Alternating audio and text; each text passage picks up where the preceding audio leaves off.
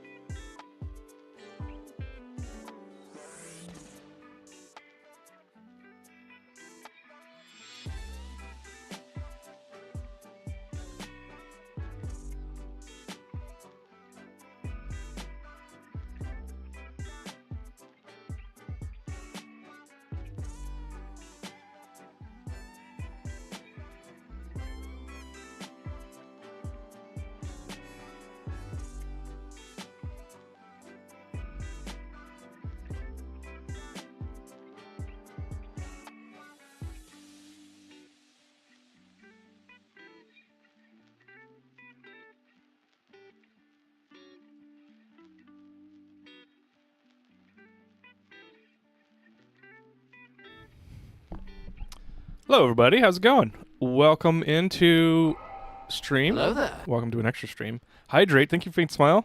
Good to see you. Thank you for the lurk. Thank you for the lurk. I was sitting here waiting, and I've got my fidget spinner. This thing is old. I was just thinking about it. It's from 2017.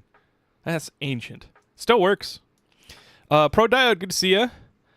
I was literally about to update the SMP mod pack and hop on the server. Now you're streaming. You know, I did hear the server was down. One of my mods, Chris Quartz, was on it. I don't know if it's back up.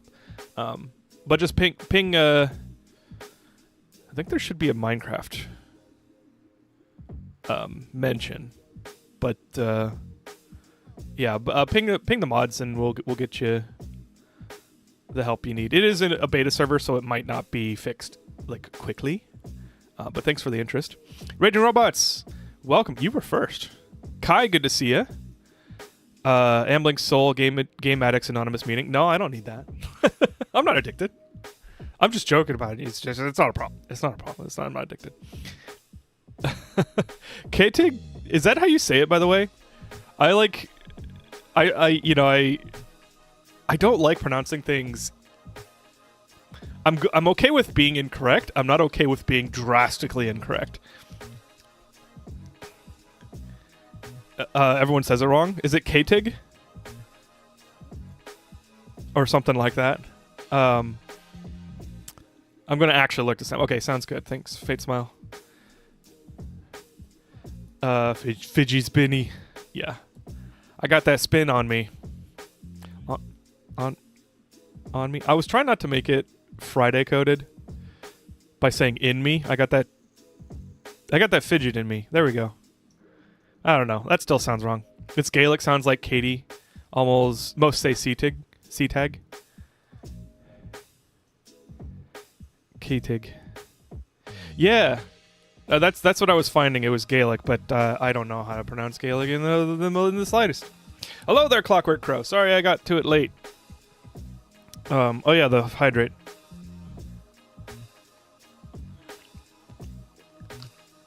You know what's funny? I don't have a video of it yet, but Tulin. Tulin has started a personality quirk, because only he does it. Every time I'm getting ice from the fridge, he hears the ice and he bolts over from wherever he's at and sits there prim and proper, ready to receive ice. He just wants ice. And then I give him like a small ice cube so that, it's not so it dries fast, if it stays on the floor, on the tile. But he'll like lick it around the kitchen. And it's not because he doesn't have a ton of like water. He's got tons of water. We've experienced cats needing to drink extra water with Hobbs. So like we make sure that there's fresh water sources all over the place. He just likes ice and he likes to lick it. And it's hilarious. He's a cat after my own heart. I freaking love ice. That good fresh crunch. Yeah. Boy wanna chill. He's super chill. A Twitch user has a Gaelic name, no way. There's Twitch users all over the place. We had somebody from shit. Okay, it's somewhere in Northern Europe. I don't want to say it because like Netherlands don't like Dutch people, don't like Finnish people, don't like Swedish people. Like I don't know what the frickin' Settlers Catan relationships are over there. But it was I think it was Finland. Somebody from Finland. And if you're watching, I am sorry.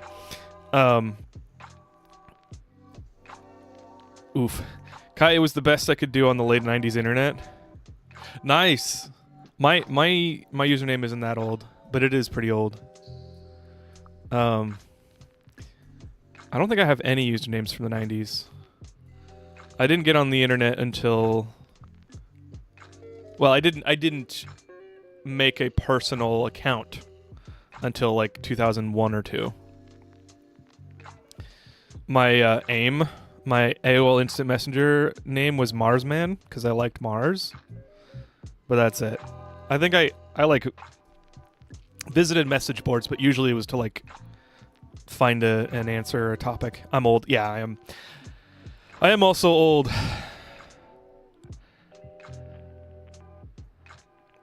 It's not that I'm literally Irish and in Ireland. Oh, nice, Kai. Well, thanks for watching. Both, yeah. Y'all are on the internet. OMG, I hear that place is dangerous. Don't believe what you read on the internet. You know, it's funny because like that's a huge problem, right? With internet, like critical thinking or like, what do you call that? Reasonable doubt, I guess. You know, like the idea that you're like, don't just believe everything on the internet and you verify it first. That was a thing that was told by all of the adults in the early 2000s, late 90s, early 2000s, like don't believe what you read on the internet. And now everybody believes what they read on the internet like first time. Like they read a headline and they're like, that must be true. And it's all the same people that said don't believe what you read on the internet. And it's like, guys, when did it change? When could we stop disbelieving things on the internet? Wikipedia is not a real source. You know, Ambling Soul, unfortunately, I would say it is now. I know that academically it is accepted up to a certain level, like high school, maybe college. But it is crowdsourced. Honestly, Wikipedia is curated, and they have like an official open source process on how to manage and curate it, quality control, all that. Like, and that's more than a lot of internet sources have, you know. For critical thinking and reading comprehension. Okay. I have something to say. It's because I hear people shitting on other people about nobody has critical thinking, and I don't, you know, I kind of did just say that. I'm not meaning it in a negative way. Critical thinking is not hard. It is kind of like annoying and unsatisfying. Critical thinking literally just starts by you hearing a piece of information and saying, wait, is this true? And if you don't know if it's true, don't just accept it. That's it. That's literally all you got to do to start critically thinking. There's a lot more involved with the practice, but like the idea of like holding a piece of information and not accepting it as true or false in that binary way is kind of difficult. You know, you have to have brain space for learning various pieces of information that may contradict each other and then reasoning through it. And that's the hard part of critical thinking, is like holding space for all of these opposing ideas for a specific fact or like an entire topic. And it's like, well, things are not definitive yet. But I think people put critical thinking a little bit too high in terms of like as like an art or something. Like, no, it's not hard to start. So I personally, it's just been a pet peeve of mine, because like everybody's like, oh man, nobody critically thinks, while themselves not necessarily critically thinking, and it's not an all or nothing, you know. Just think about it. Just, you hear a thing, think about it just a little bit. Is it true? Is it not? Why do I think it's true? Why do I think it's not? And even if your sources are incorrect or like inaccurate or not sufficient for like a fully for a conclusion, just that little bit of process, that little bit of thought is good, and I encourage it. Anyway, that was a tangent. Welcome to Krakenfall, the tangent streamer. Yeah, critical thinking is a crowdsourceable thing. And I guess that I didn't really do a really good job of it, but I think critical thinking is a good thing to do together with people rather than like judging, you know? Late 90s PSA led me to believe I have been kidnapped at least 12 times from using the internet by now. Yeah. Oh wow. I have not thought about that shit in a long time. There's also a Xiaoban that my British friend pronounces as Siobhan somehow. Gaelic, I do not like. Gaelic is one of the least understood languages by me. Okay, Raging Robots, I cannot pronounce that word because every time I learn the pronunciation, I just poof in the wind. I don't remember how it's pronounced. I have a cousin named Shivana, which is not how you pronounce it, but I'm just gonna... I would love to know the real pronunciations of these. My name's not even Irish, and yet it's also misspoken. Instead of Kyron, I'm now Karen. I just want to say you look good today, bro. Well, thanks. That's nice. Why? I'm joking. It's a mental muscle you need to stretch. If you don't use it, it atrophies. I suppose it does. I think people are very arbitrary with thought and like rigor. You know, when it comes like logical rigor. It just so yeah.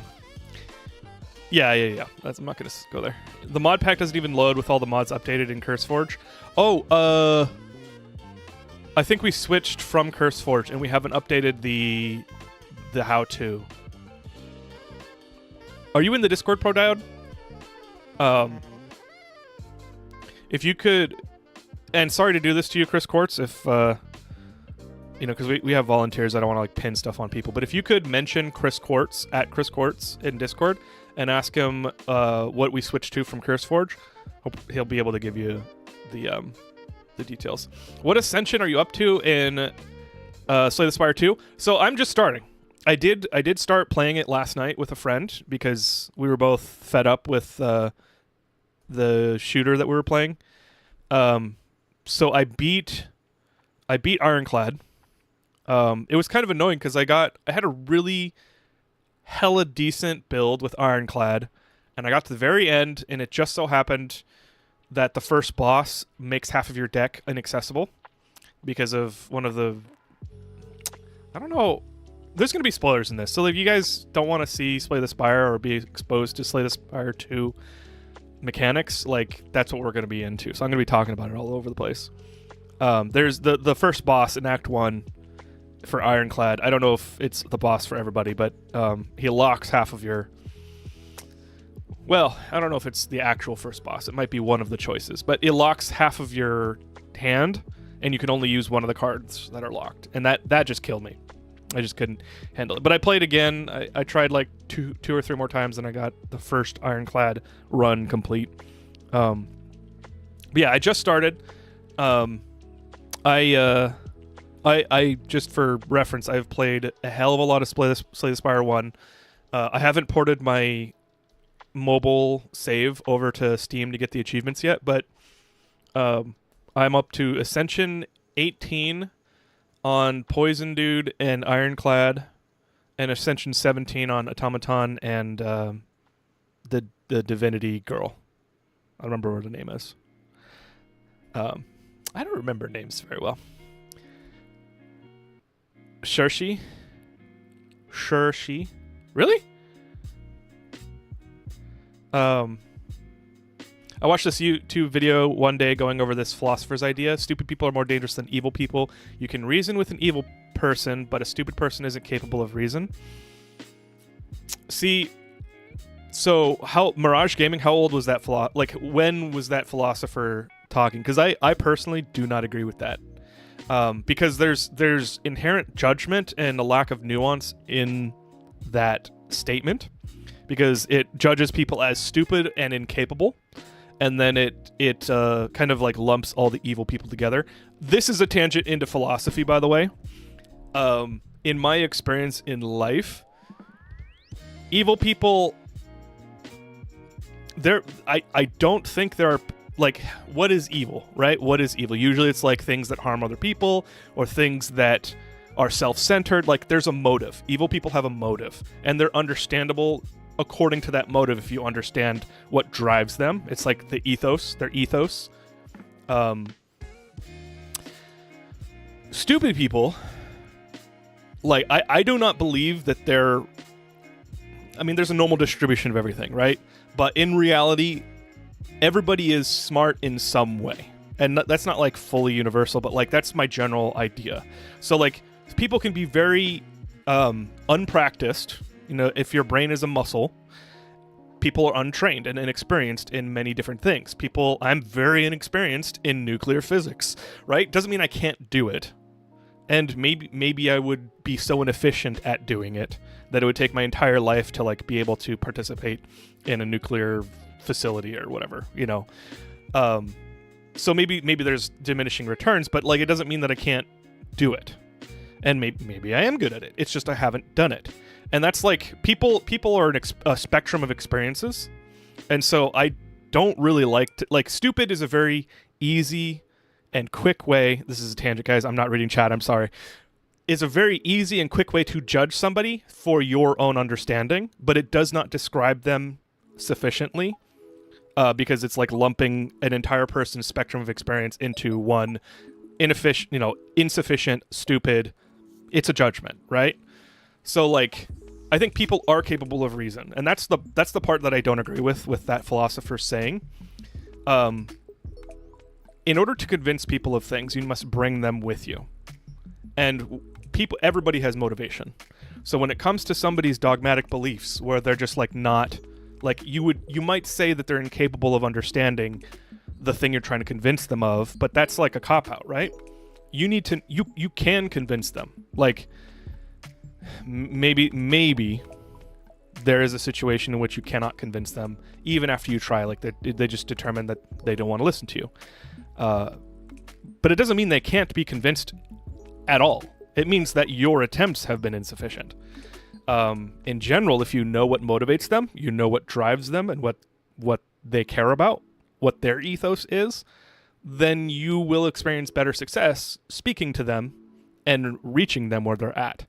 So it's like, I think that kind of the saying that the philosophical person said, or whatever you're quoting, is kind of like a cause of the rift between people, because people take these judgments of stupid or evil, and they use it to, like, abstract the ideas of, like, what people actually are as a spectrum of experience.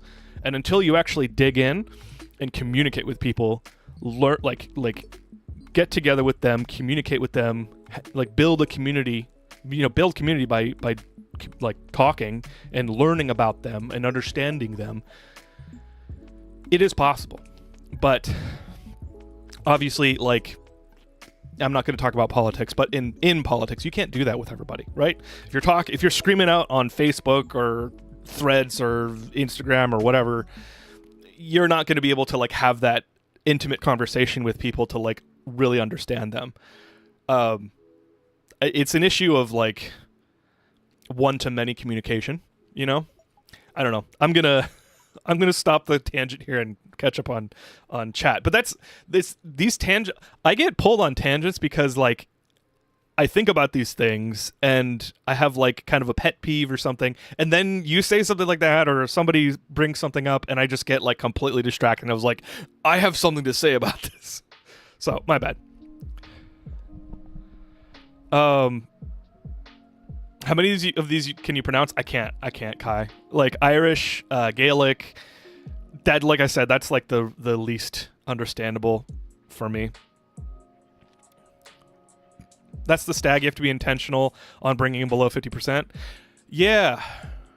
Another thing that killed that first run was I was building for HP loss and rupture, which is every time you use a card that hurt, like, takes HP away, +1 strength. I had, I think, 5 or 6 cards that reduced my HP, or, like,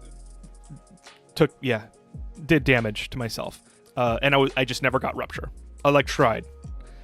But yeah. He does a stun every other turn once you drop into 50%. Oh, nice. Poison Dude, SMH. I don't remember names. I'm sorry. I'm bad at that. Deliberately ignorant people refuse to think about things for 5 seconds. How you came up with the 75k for a chater to pick a game, please, cause I'm trying to help another streamer.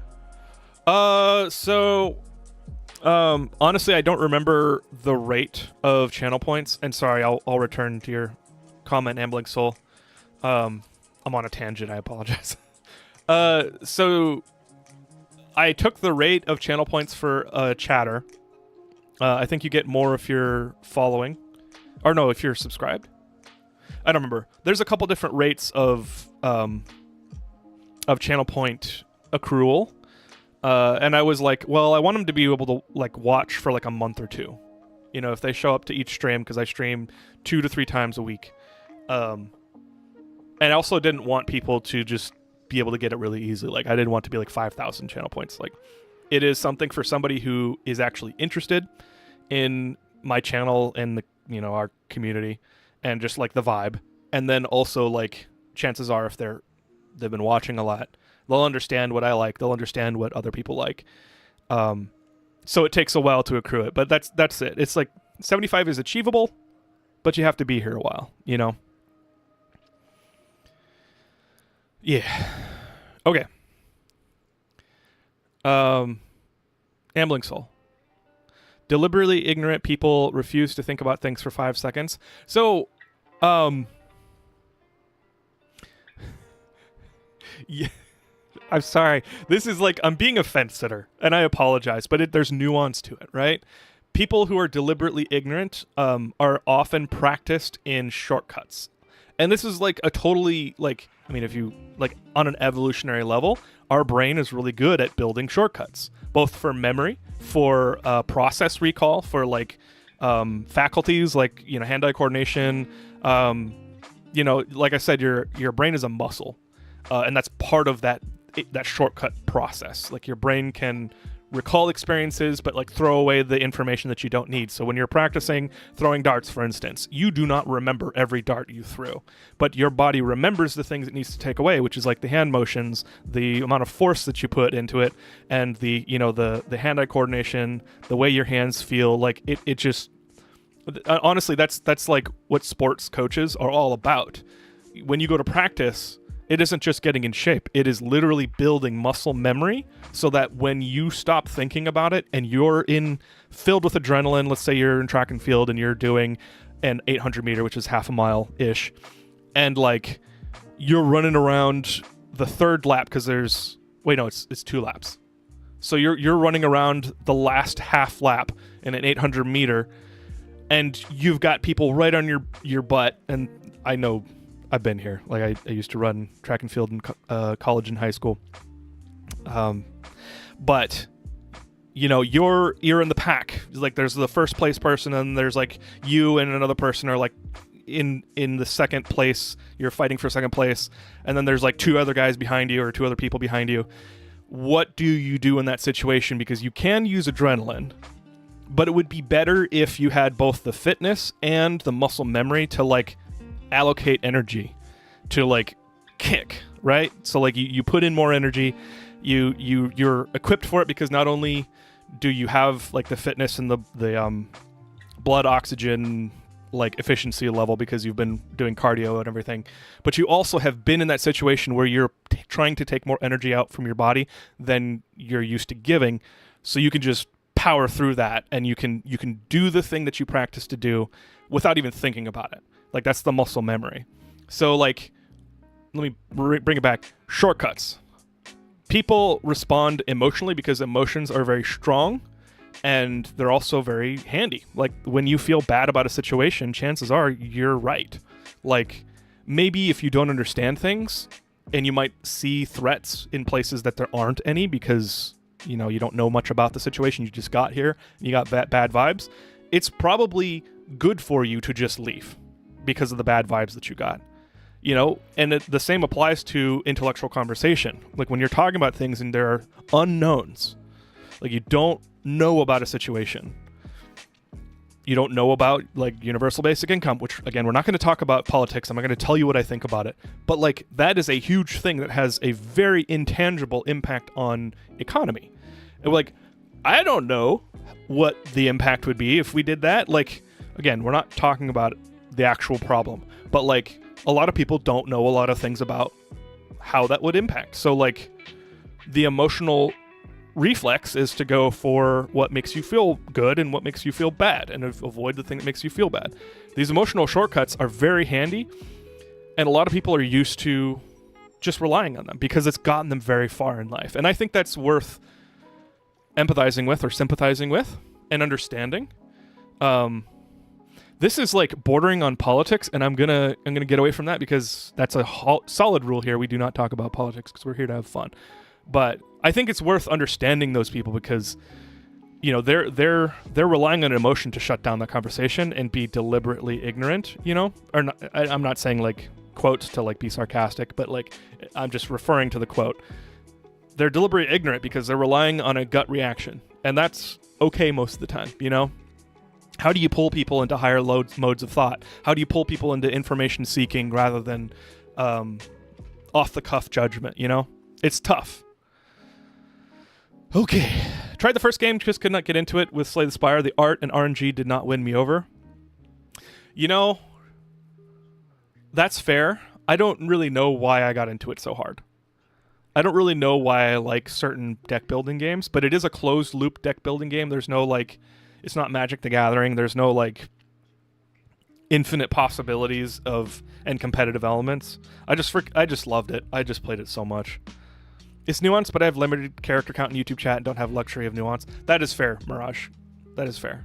And I'm the streamer. I get to talk here like quickly. I'm the one that gets to like say my thoughts. So like, don't worry about it. There's no judgment. I don't even think. You know, yeah, exactly. No judgment. I'll just leave it at that. Her name is The Silent. Okay, thank you, Clockwork Crow. I will probably forget it very quickly. Tier 1, Tier 2. Oh, Watcher. Okay, got it. Dr. Phineas is talking about the... also, hi, Dr. Phineas. You're talking about the channel point accrual level. You get 1x with just watching it. Tier 1 sub is 1.2x. And so on. Tier 2, 1.5. She was saying she wanted to be 1 mil to pick a game. I did the math, and that's 4 years of constant washing. So, that's fine if she expects people to watch for 4 years, right? No Face and Raywin have a... Raywin's channel is like... No Face is one of my mods and like really good friends of a long time. And his wife, Raywin, has a cooking channel. And they have a redemption that's like 500k. And I have watched for like 4 years now. And I still don't have that much. I do miss every once in a while I miss streams, and I don't always watch the whole stream, but like it's like 500k, I think, something like that, to like have them cook for the person that redeems it. And I've had them cook for me, so you know. I'm in the elite watchers of Raywin and No Face, but but yeah, 500k is even 500k is like insane. I would do 150k if she wants 150 to 200k if she really wants it to be like 6 months or so. 4 years is a lot. 24/7 for 4 years straight. Yeah, that's too much. Hey Tony, good to see you.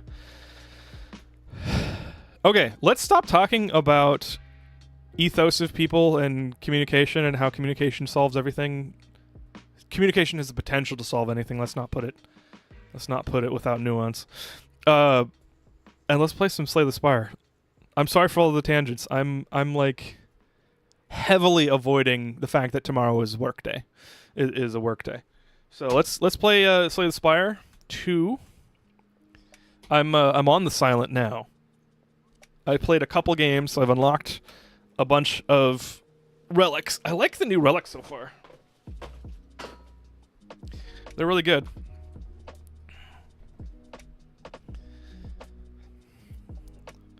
Oof, that's a lot. That's a lot of time.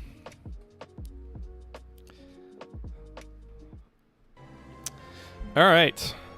I think I'll have to change my camera placement depending on the HUD. So let's just go ahead and open this up. I beat Ironclad, like I said. And let's start the silent. All right. Booming Conch. Oh.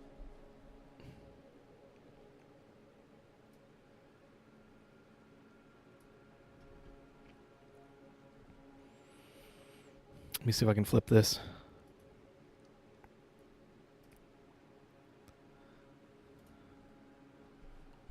I don't know if I'm going to like this. Okay. At the start of Elite Combats, draw 2 additional cards. That's mid. Act 1, boss drops 2 relics. That one is kind of a hope and a prayer, but it is easy. So it's funny. The buddy I was playing with last night, starting Ironclad, gave me some shit because I've been playing on Ascension 17 for a while. Like, I was stuck on Ascension 17 for like 4 months. I wasn't playing Slay the Spire as much because I got stuck on Clover Pit for a while. But yeah, I was stuck on Ascension 17 for a long time, and it's very punishing. If you... Well, there's a long list. Let me see if I can show you, because I have it on my phone. Let me see if I can bring it up. It's a very long list of like penalties or like challenge things.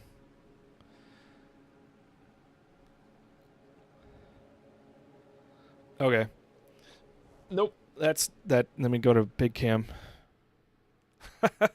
Oops.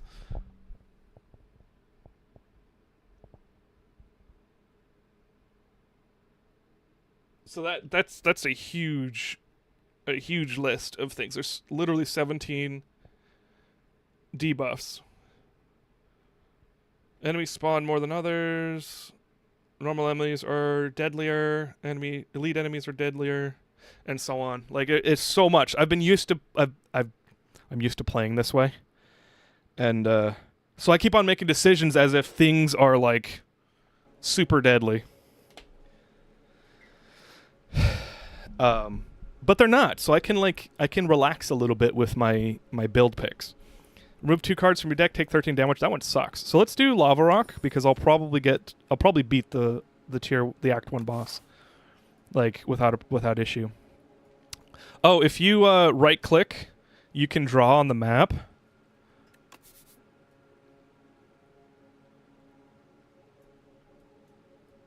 It's Diglett. It's Diglett. I've been playing Pokemon lately. So what I'm going to do is just draw a line. I want to play a couple elites, but elites still have the potential to kill you if you're not careful and your deck isn't sufficient. So let's go ahead. I kind of like this because we got a shop here, healing here. This stretch might be a little difficult because if I lose a ton of HP and the healing only brings me like half HP. Yeah, let's do this. Let's do up here, and then we'll run. This is the plan, and then we can make a decision there depending on our HP. Which you should do. Oh god, the worms. Oh yeah, the worms. Well, which one are you talking about? The 3-segmented worm, or are you talking about the one that like the Tangela looking thing? It's Pokemon on the brain. The like the vine wrapped thing that like breaks into a bunch of enemies. Because that one sucks too. I hate that one. I like the artwork compared to the last game.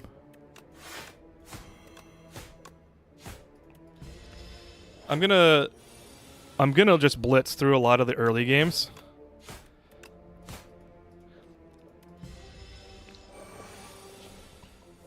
The 3 worms, that elite is scary. Yeah. That one, there's a relic that every time you play a power card, it does 8 damage to all enemies. That was OP. That was in my last game with Ironclad that I won. Because I had like 5 power cards. And so I nuked them all down to like 8 HP each or like 10 HP each. And then it was very simple to just strike them to death.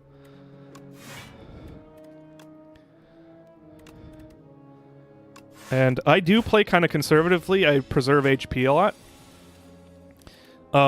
Again, it's one of those paranoid about the Ascension difficulties from Slay the Spire 1. But it's honestly, it's good hygiene to like preserve your HP so that you can smith cards.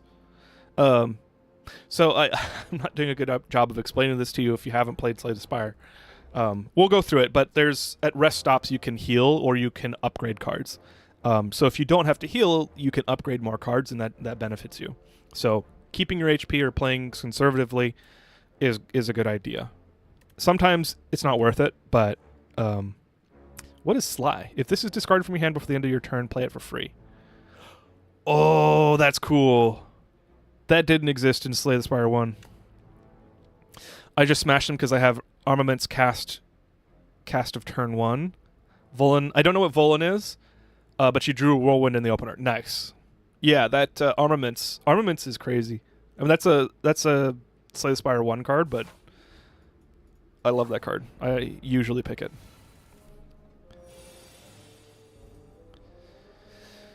All right, this guy sucks because he shrinks you, and then you do half damage.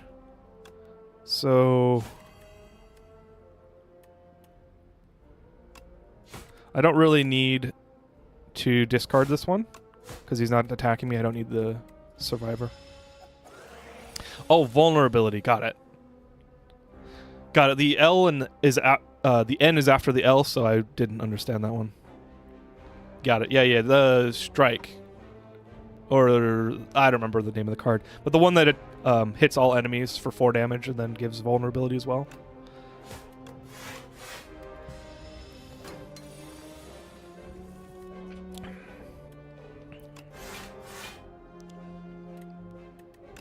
Oh right, I don't heal after this because I'm not ironclad. So let's just play conservatively.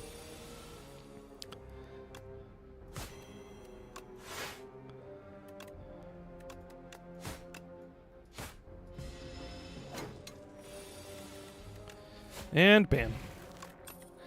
Alright, Memento Mori. Deal 8 damage, deals 4 damage additionally for each card discarded this turn. That's pretty good. That's pretty good, especially if you're running a discard hand, which is good to do with the silent. There are cards that interact with discard. It's a pretty good setup. Why don't we just do that? I mean, I might not get discard drops, but let's just use the new card. Is this your first run, or have you played this before this? I played a lot of Slay the Spire 1. I'm on Ascension 17, or 17 and a half. This is my second character that I played in Slay the Spire 2. I beat Ironclad. I played a couple rounds, a couple tries.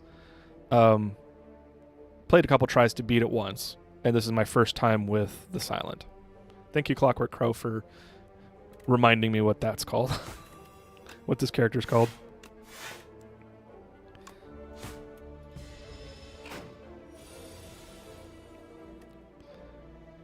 Okay, let's do... It's okay to lose 1 HP. That's still considered conservative by my metrics. Hey, Lunar Waffles, playing some... Actually, you know that I typically make silly joke names that are overly literal, roundabout description, but this game beat me to it, so I'll just use its actual name, Slay the Spire 2, I see. That's legendary, Lunar Waffles. Welcome in. Good to see you. Yes, Slay the Spire 2. It's really fun. Like, I accidentally stayed up till 4 a.m. last night. Because I kept on playing the longest route. All right, we got discard, which is nice, but it's exhaust, which means it's only one-time use per combat. I do not like that. Every 3 times you apply poison, deal 11 damage to all enemies. I kind of like that. If I want to run a discard plus poison situation, a deck, then that would be good. But honestly, discard... Wait, no, I don't know if they exist in Slay the Spire 2, but there are cards that give you energy to play more cards on discard. So I could pick Outbreak and try and go for poison. You know what? Let's lean into the discard for now, because it'll get me more damage on that flack. No, that's not it. Memento Mori. It's not useful past that first use of the card, but it's good to lean into a theme in your deck until it's like sustainable, you know. Slay the Spire 1 is fun. It's literally just more of the same but better, which is more than most sequels can claim. Exactly, right? I'm down with it. I freaking love Slay the Spire. Returning class kits are mostly intact but with additions. Yes. Yes. Oh, hey, prepped. Or prepared. Draw 1 card, discard 1. Was that the same name from the first one? I'm always tempted to pick accuracy because Shiv damage and Shiv decks are really great. And there is a card that discards everything in your hand and then replaces them with Shivs. But I'm going to decline for now. I always want to pick accuracy, but let's not. Enemy attacks deals 30% less for the next 4 turns. Okay. I'm going to buy that potion instead of buy anything else, because that potion's great for bosses when they have like super damage turns. Hope they make an official expansion for Spire 2 later on. I love having Slay the Spire have over 1,500 hours in the first game. Nice. I have no idea. Excuse me. I have no idea how many hours I have. Definitely a lot. I like that they've changed a lot of the returning character stuff. Glad they didn't just have them be the same. It feels nice. It's like a new... It's more than a new layer of paint. What's that called? What's that term? What's that saying? Fresh coat of paint. It's more than a fresh coat of paint. Off subject, but I can only think of 2 trilogies that get better and better with each movie. What trilogies are that? The Man with No Name trilogy on the back and the Back to the Future trilogy. Really? Back to the Future? I mean, sorry. I didn't get that into Back to the Future, so like I might have just seen those movies once and then forgot mostly about them.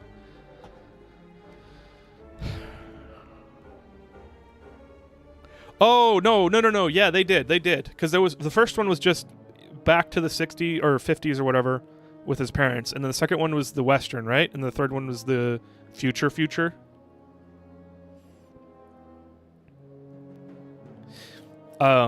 Spoiler warning, am unsure. Mods, please check, for instance. Oh, no. Yeah, no spoiler warnings. I told everybody, like, well, I'm going to be talking about strategy. I'm going to be talking about cards. We're going to be revealing stuff here, so... Some of the silent cards from Slay the Spire 1 did things on discard, but they were few and had a block of text saying so. Now it's a proper mechanic with its own tag, similar to Ethereal Exhaust. Oh, really? I did notice that some of the tags are additive, but a lot of the same cards existed. So I'll be 50s, Future, then Western. Okay, Western was the third one. Okay, I think you're right, Raging Robots. I just forgot. Ooh, I might be able to use Memento Mori because I'm gonna discard my hand here in a sec.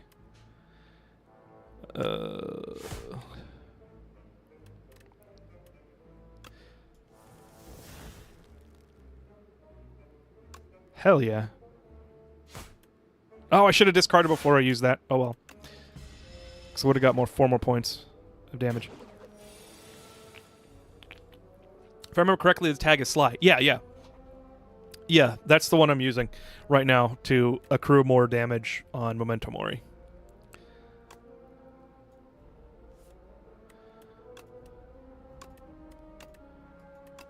Let's just turtle up a little bit here.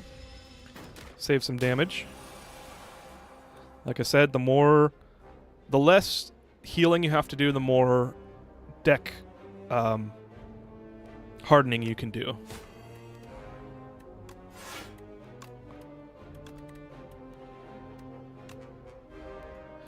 Let's see, what do I do?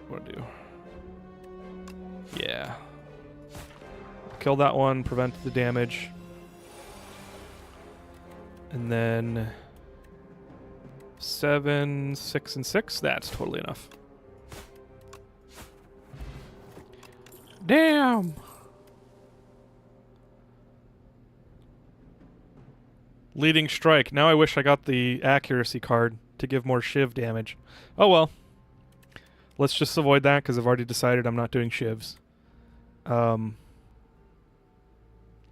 Piercing Wail is good for the silent in a pinch. It's not like a great mainline card, but it is good to have to help save your bacon. So I will pick that for now. The game hasn't been very punishing for like having too many cards. Like my Ironclad run that I did, I had 50 cards. Mostly because I had relics to give me cards, which actually kind of sucked. And I also, there is a... Okay, hold on. I gotta show you guys this relic. This is a spoiler because it's like a revealed...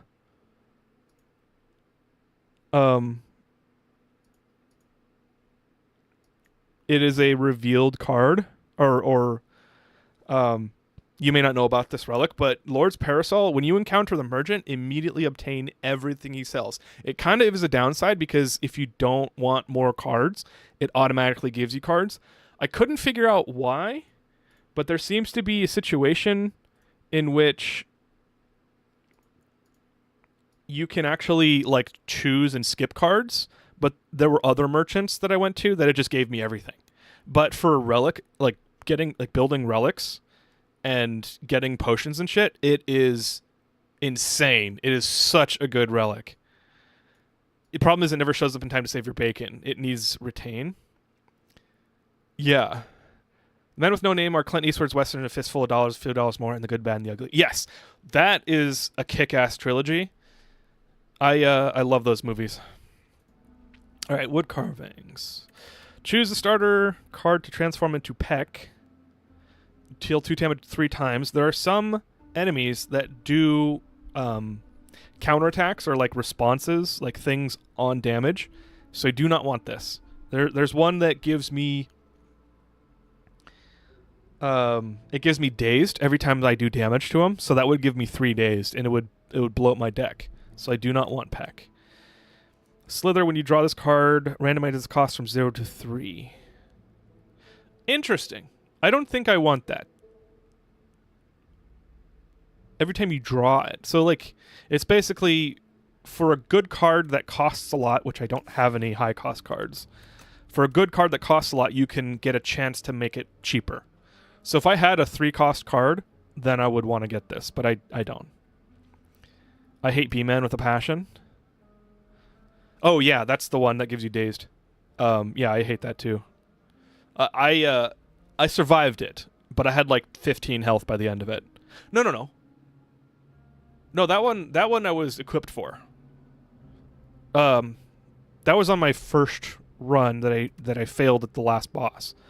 I was destroying everything, which is why I was so frustrated and annoyed when I died to the last boss, locking half of my deck.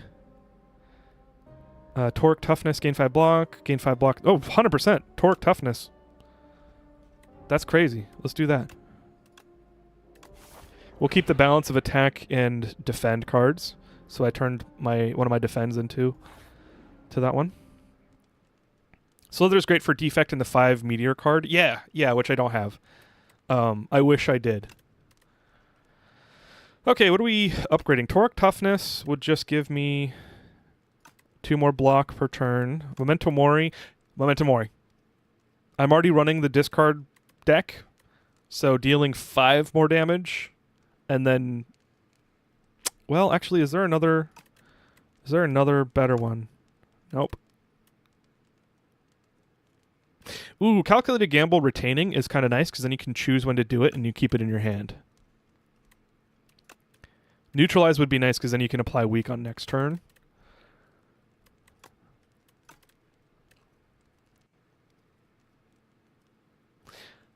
Torque toughness for block, but it costs 2. Let's do Calculated Gamble.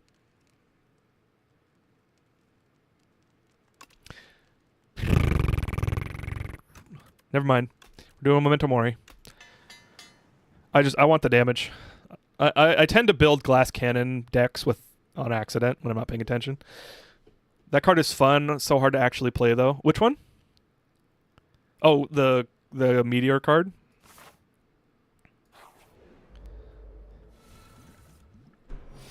Sorry, I got a new chair, and I kind of am hating it. It feels like it's tipping, and that's not a good thing for a new chair to do. I might have to return this one. It's supposed to be like a little bit ergonomic, so it's like prevent some back issues that I've been having. If you slouch, then it pulls your back muscles forward and gives you like a tension headache, which it's mostly a problem if you're really stressed all the time, which I am. But this chair sucks so far.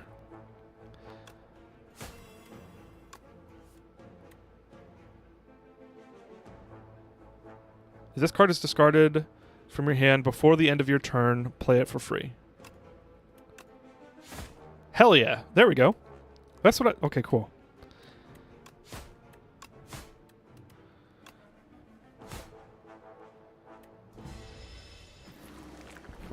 Oh, I hate this guy. I freaking hate this guy. Shit. Ah, shit. It's probably not worth playing Piercing Wail quite yet.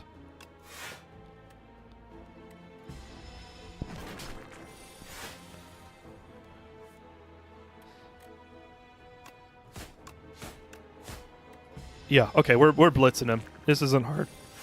I have the damage, so not a big deal.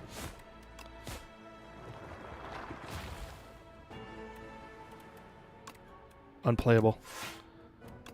Oof. I forgot about the second phase already. Okay, 6 and 6. All enemies lose 6 strength. I should probably save that even for later.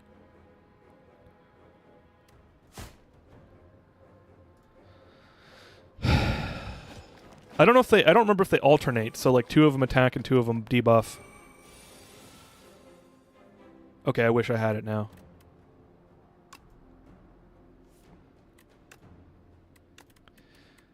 We'll just get that out of the way.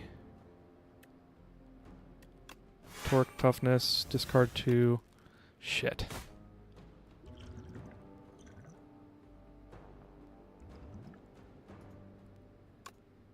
Nope, that's a single. Okay.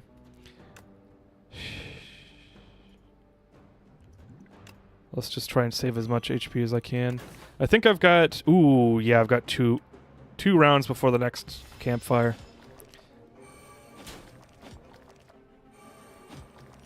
I might die here.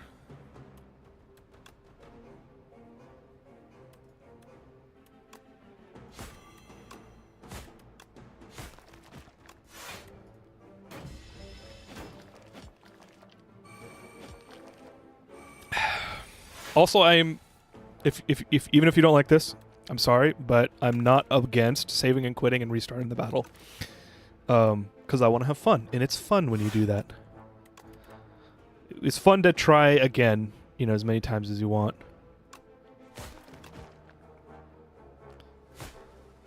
Attack him because he's going to die sooner, even though he's not attacking now. So I'm definitely not going to kill that guy.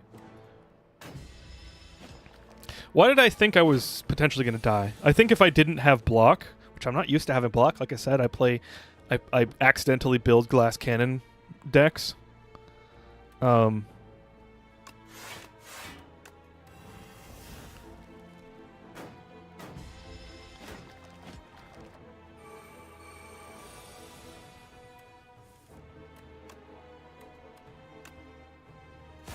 Okay. 7 damage to all. Shit. Shit. I'm going to take a ton of damage.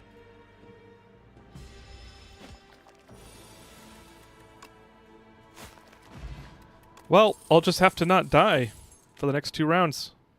First time you gain block from a card each combat, double the amount gained. That's kind of nice.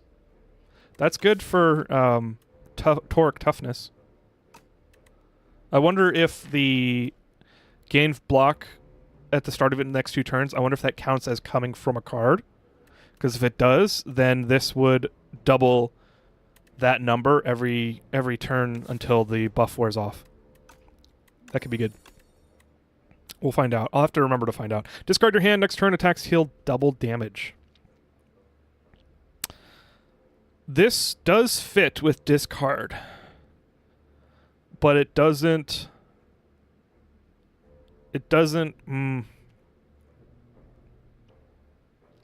This is something to play at the end of your turn for next turn. And I don't have a ton of energy lately. Pinpoint is pretty good. Costs 1 less for each skill.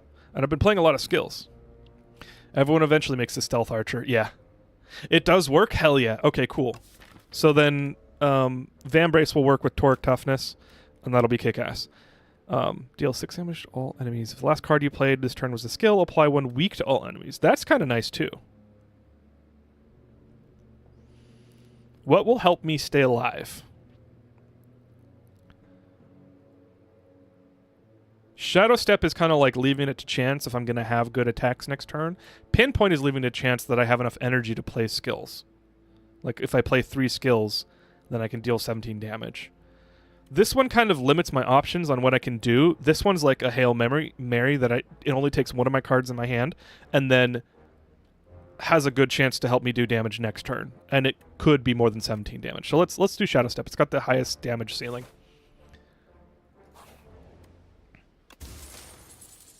Pantograph. Oh, they changed the icon for Pantograph.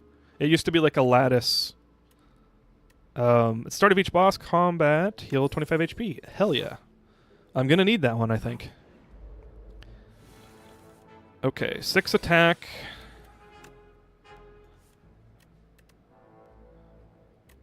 He's only doing 6.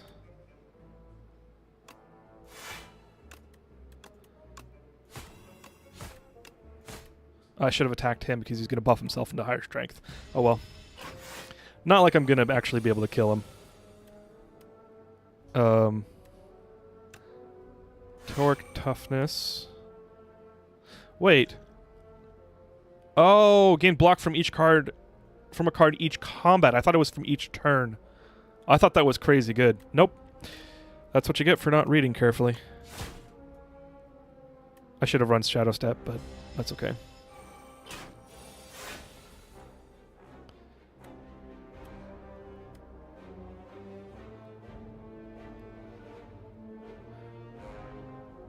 I think I might... let's use the dexterity potion. I was like, I might have to restart this battle. Must be off for D&D. Good luck with RNG. Thank you, Liberty Pen. Take it easy. Have fun with D&D. Don't murder hobo. Survivor. And then attack. And then Shadow Step.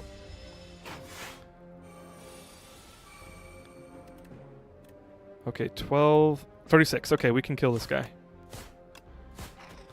Nice. Neutralize.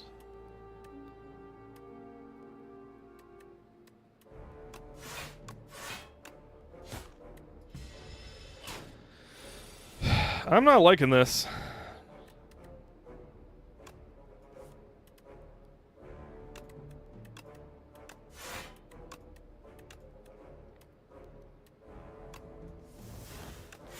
Well, I was hoping for a Memento Mori drop, but oh well.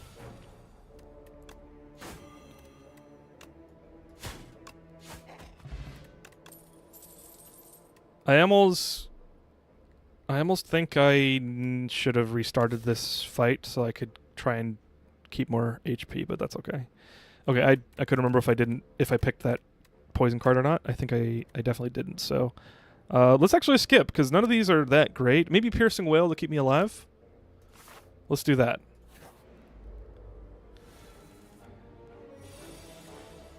Okay, I'm dead. I'm dead.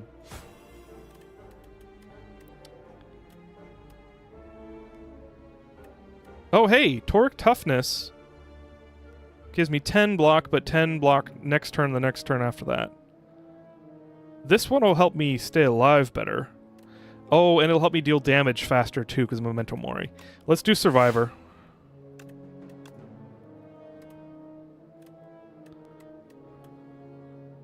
21, which is 13, 20. Okay, so I'll stay alive, and we'll kill that guy.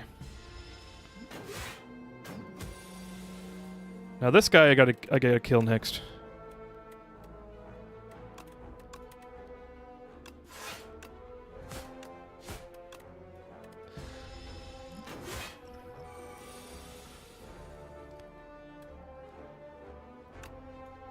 Let's stay alive here.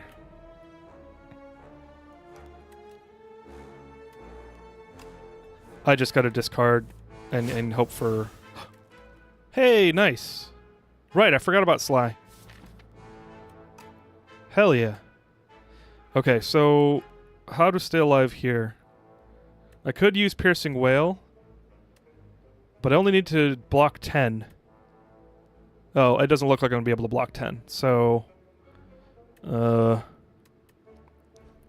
I'm just gonna use Piercing Wail. That sucks. I'm really giving it up to chance here. Let's still be able to kill this guy next turn. This guy isn't hurting me very much. Please don't buff him. Okay, go. We're good. We're good. I'm fine. I'm fine. We're good.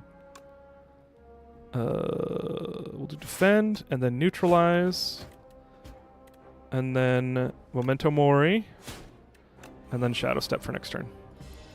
You ever sneeze so hard your whole body hurts? Yes. In fact, yesterday I was having some seasonal allergy issues, and I just realized I forgot to take my allergy medicine again. I sneezed and like everything hurt inside. I could feel the bottom of my lungs, and my head hurt. Everything hurt. Like I had tinglies in my arms because like I sneezed so hard. Sneezed so hard. Sneezed so hard. Wait. 3... Let's see. Let's calculate this. Like I need 18 damage. I've got 20 with Memento Mori. Never mind. We're fine.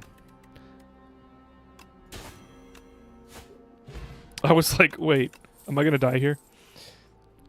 Blur is good. And they made it cheaper.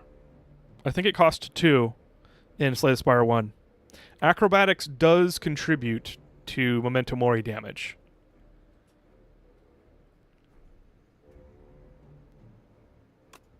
I'm doing the discard. I'm leaning into discard.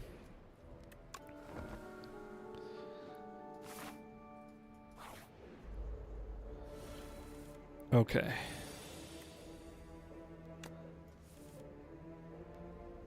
I do not have the Sly card, unfortunately.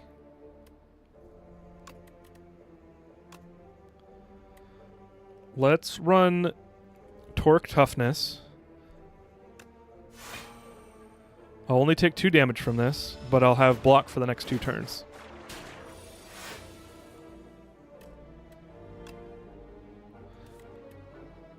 Let's discard Flick Flack for the free damage. And then we can play the rest.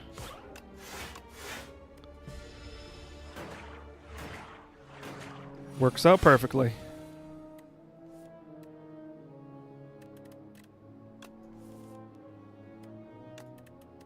I'm not going to be discarding my entire hand.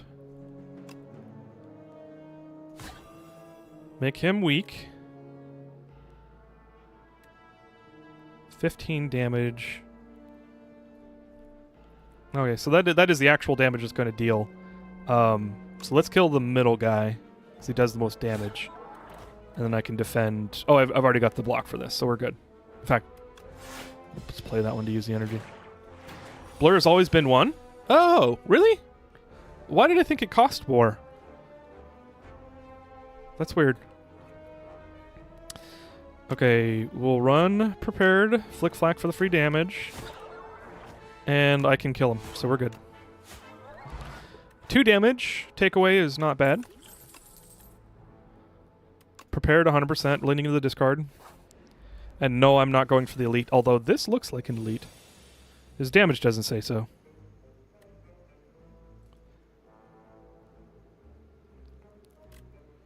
Ooh, should I run a Memento Mori? Like, try to run a Memento Mori? So Torque, yeah, let's do that. Torque Toughness, discard the rest of our hand. hope we get Memento Mori. We don't. That's unfortunate. We'll just run Shadow Step for next turn then. Did I already play Memento Mori, or I'm just really unlucky? It's in the last 4 cards.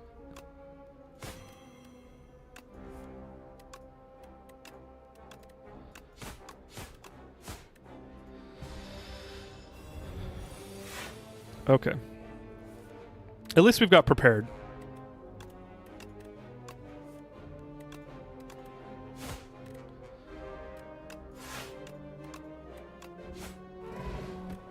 Bam. Fortifier is a new potion. I really like it. Triple your block is very nice for a... Please help me. Please don't kill me. Another Shadow Step couldn't hurt, because spread out the damage. If I could play 2 Shadow... No, I have to discard my hand. Never mind. I was like, if I could play 2 Shadow Steps in a row to get double damage, like quadruple damage next turn, that would be nice. Unfortunately, even though I've been trying to save HP, can't upgrade a card. That's okay.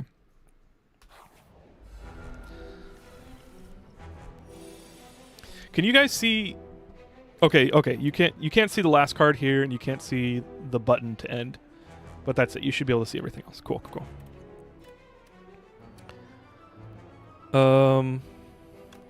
Okay. We'll discard a Shadow Step because I don't need it. These are minions, right? Yeah, so we'll just attack him. I might take damage doing it this way, but let's just really hope and pray that I can kill the Kin Priest quickly. Okay, prepared. Flick Flack for free damage. We'll run Acrobatics. And discard... Wait, the strike? Why is the strike 12 damage? Oh! Right, because we have double damage. Hell yeah.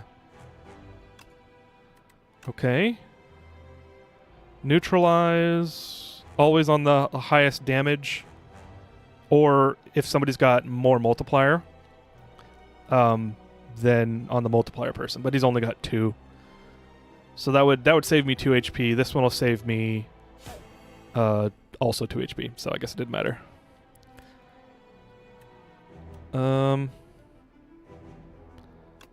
Let's play Piercing Wail, because then I'll take only 2 damage, and then we'll play Memento Mori.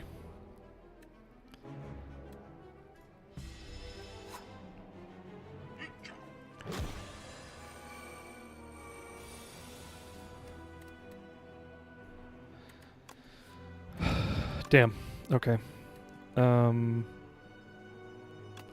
Torque, Toughness, and Defend. I guess this is just Defend. This is going to be 14 damage. No, 16 damage. Shit. So it's only 6 damage. It should be fine. Should be fine.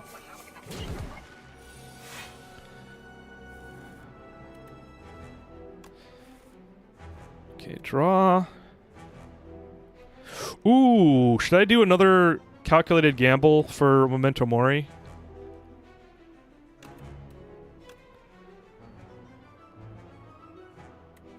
Yes, let's do it. Churn.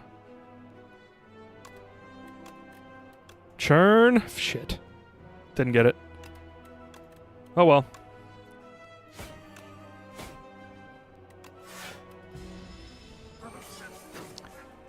Wait till you get the power that lets you give Sly to your attacks and skills after playing them once. Yeah, that's what I'm hoping. Memento Mori is a kick-ass card. That one was an insta-pick as soon as I saw it. Then you get to dump your hand and play it again, and get a new hand. So good. Yes, super good. Unfortunately, I cannot discard Flick Flack, so let's hold off on that. Let's play Piercing Wail. And let's play Memento Mori, and then Shadow Step for our next turn. Hopefully I can get Memento Mori with the double damage.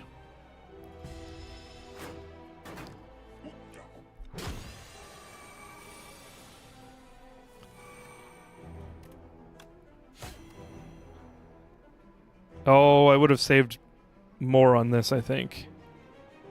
No, I wouldn't have. No, I wouldn't have.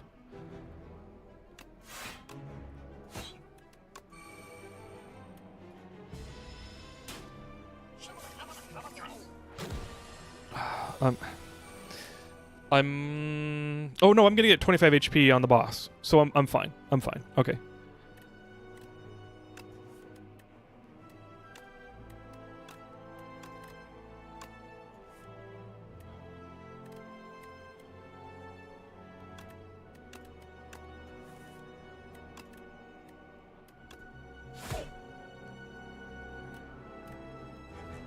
Just 37?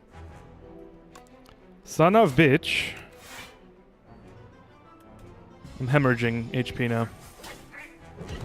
Nice. Whale had good timing for once. Literally everything I was trying to hit you that turn. Yeah. And I can't burst for the kill, unfortunately. This is gonna do 23 damage. And I can only do 13 block. So let's go ahead and just blow these 2 potions. Would be nice to keep them for the boss, but see, 30%. I'm hoping is going to be 2, which would be 6. Yeah, sweet. So I saved 6 HP on that. So now we're just 19 damage, which is mostly acceptable.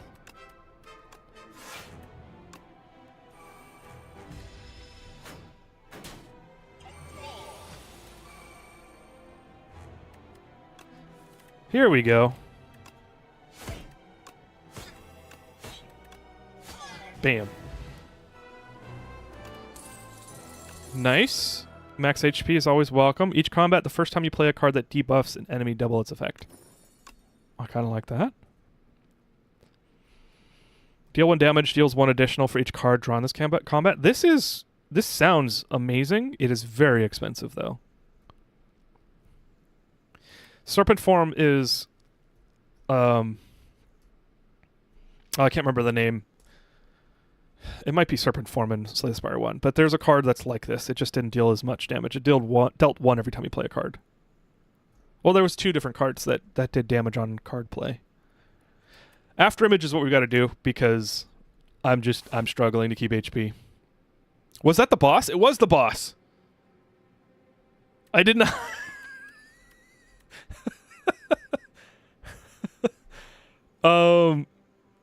Oops. I was treating that like an elite. So I was like, oh man, I have to use my potions. I guess I won't have them for the boss. But I just destroyed the boss. That was not difficult. I was like playing conservatively to keep HP. You get a ton of healing. Like more healing than I remember from Slay the Spire 1, although again, I was playing high ascension levels, so I'm used to having my limbs cut off. Pale Horns. Add to relax to your deck, which is next turn draw 2 cards and gain +2 energy. But it costs 3. So that's really like okay, this turn isn't going to be very useful. So let's just get 15 block and hope next turn is going to be better. That wig, Pale's Wing. You may sacrifice rewards to Pale. Every 2 sacrifices obtain a relic. That's kick-ass. That's freaking kick-ass. That's like the relic that lets you choose +2 max HP instead of card rewards, which that plus the future sight relic, which lets you gets you another card reward on normal enemies. That's crazy, because then like there was one time when I had like 170 HP. It was great in Slay the Spire 1 at least. Start your turn draw. Yep, Pale's Wing, 100%. To be fair, it is easier than some elites. Yeah, 100%. Kraken destroys boss without realizing more at 11. It is Act 1 boss. The Act 1 boss is a pushover in this game so far, as I've experienced it. Let's take a look at these paths. This is a long one. I hope, you know what, actually, we should run the question marks, because if you can get the golden path, or golden compass, I can't remember if it's the golden path, there is a random encounter that collapses all paths into one path, and it's like a loot heavy path, and that has been kick-ass. So let's see. This one has 2 encounters, and then a shop, and then another encounter, and then a fire, and then we can choose elite or not. Let's do that. And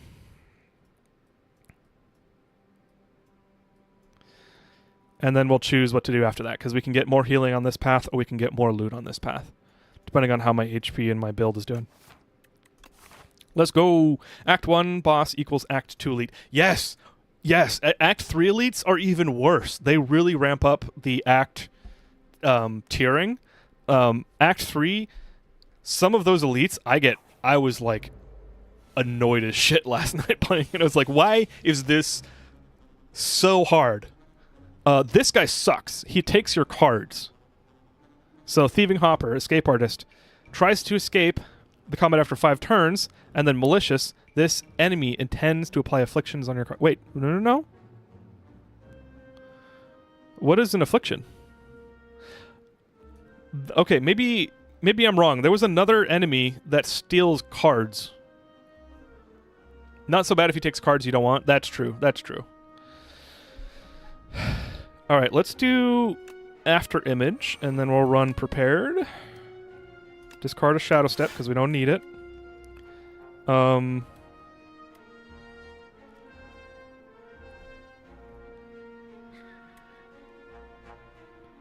I'm always going to do it. Let's run a Memento Mori try. Damn it. Alright, what's he taking? Memento Mori! No! No, you bitch! Give it back! Give that back! Oh man, I'm so not happy right now. That's my entire build.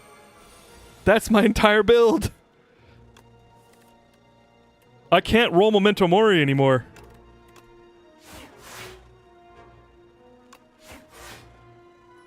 You know what? I don't even care. I'm gonna lose HP. I don't even care. I need to get Memento Mori back.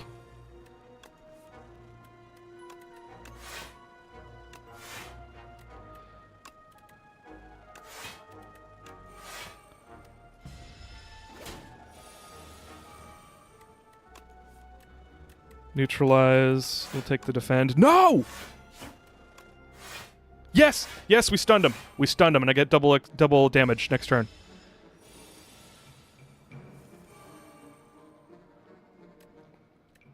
Acrobatics on Flick Flack. Neutralize, and...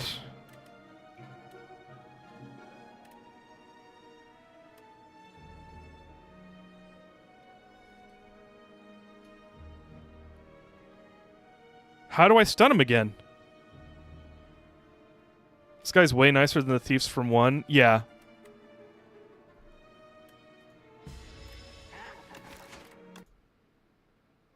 I wasn't sure if he was going to start flying again. If I lost Memento Mori... Okay, cool. Okay, how can we do this differently? Oh, shit. So, I don't care about After Image anymore. Let's not waste that.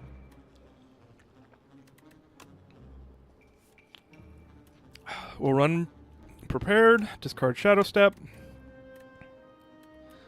We'll use a Piercing Veil to just reduce the damage. And then Calculated Attack, Defend.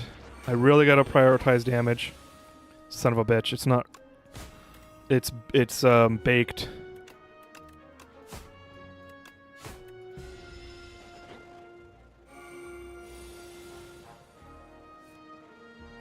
Piercing Veil, Acrobatics on Flick Flack, and then Attack.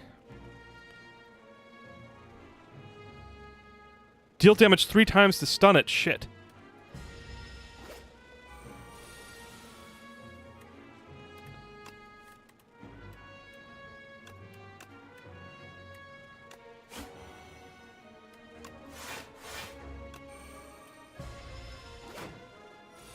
Okay, I really...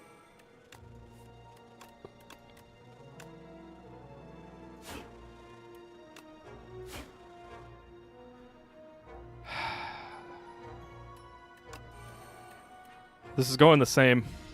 He prioritizes taking uncommons. Mori is an uncommon. Yeah, for sure. Things like this is part of the seed.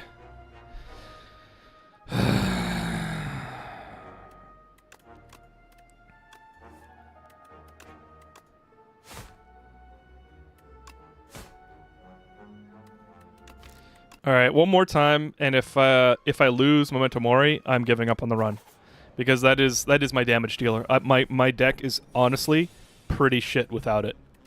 Let's not play anything. Let's just calculate a gamble.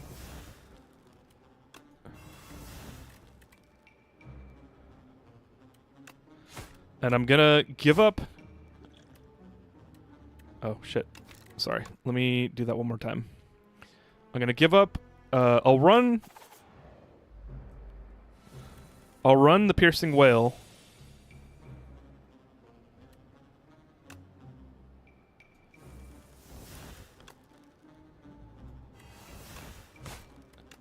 I forgot what I was going to say. But I'm not going to take any block because I want to use it to better effect next time. When he's actually attacking me. Okay, it's already going better. It's already going better. Turn 1 after image to remove it. Weird draw. Strike, gamble, strike.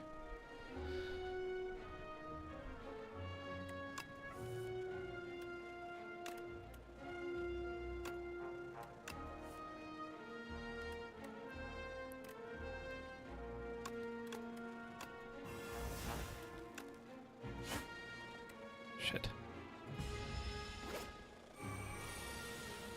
Okay. Neutralize. Survivor on Flick Flack. Strike. Why isn't he... I hit him 3 times. Oh, damage 1 time. It's cumulative. It is cumulative. Okay.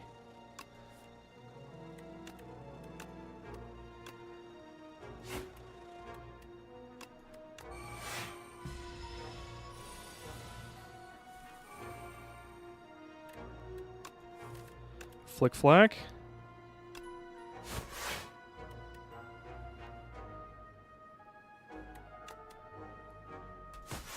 What the hell? What the actual hell? Bruh.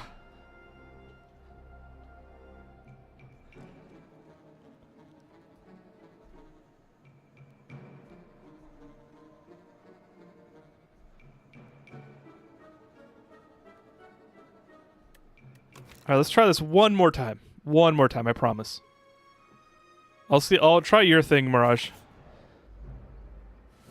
You said after image, and then strike, gamble.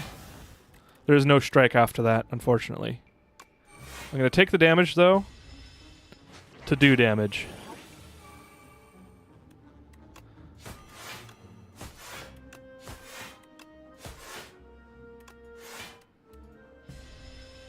There we go. We got some nice churn there. We got 3 turns to do 31 damage. I think we can do it. All right, 28. Did that only do 3 damage?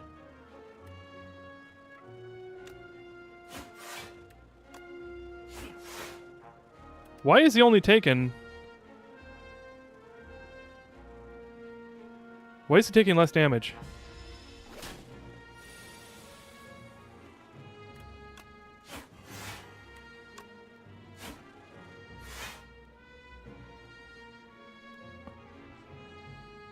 Was it because he was flying?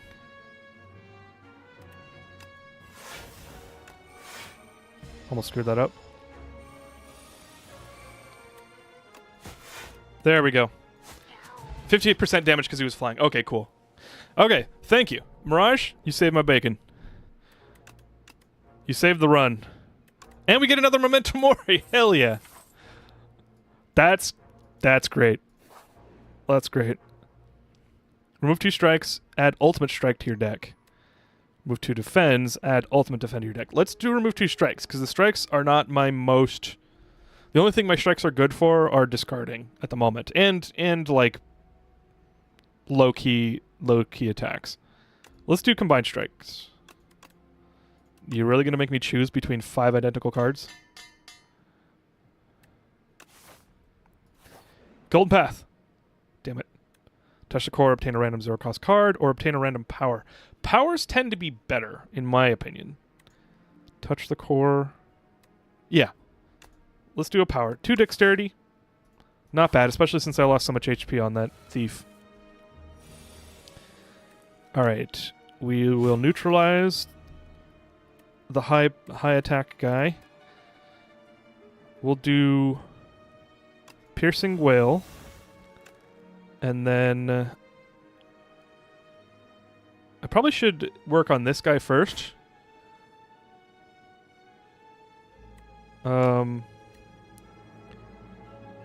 Yeah.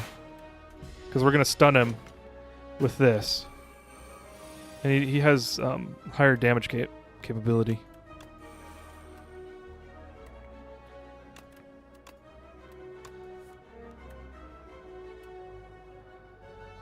No, I don't get to do the shadow step.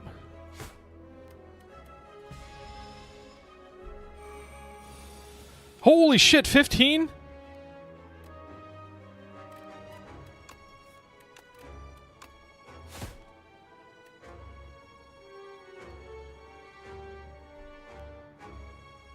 I should have done untouchable. Because then I get a free 14 block and then I can block with Toric.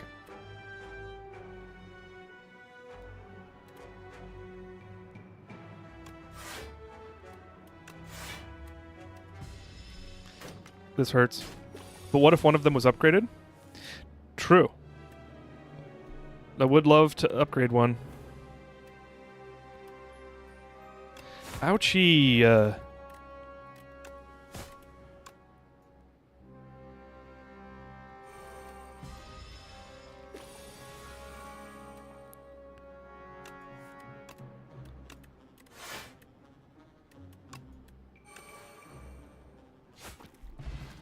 Well, that wasn't the best I could have played that, but that's okay. I started your turn, draw 1 card, discard. Ooh! Ooh! This is probably better than a relic for my build. So let's do that. Alright, what are the relics? I always look at relics before cards. Gain 2 at the start of your second turn. Every 3 turns gain 1 energy. I do like Happy Flower. Enchanted attacks deal 9 additional damage, which I don't have enchanted right now, but if I did get enchanted, that would be crazy. Tools of the Trade is a returning card. Yes, it is.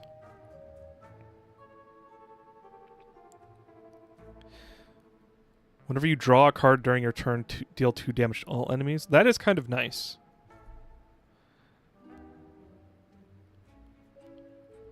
Let's do Happy Flower and keep the rest. Is there anything I need to get rid of? No, I don't think so.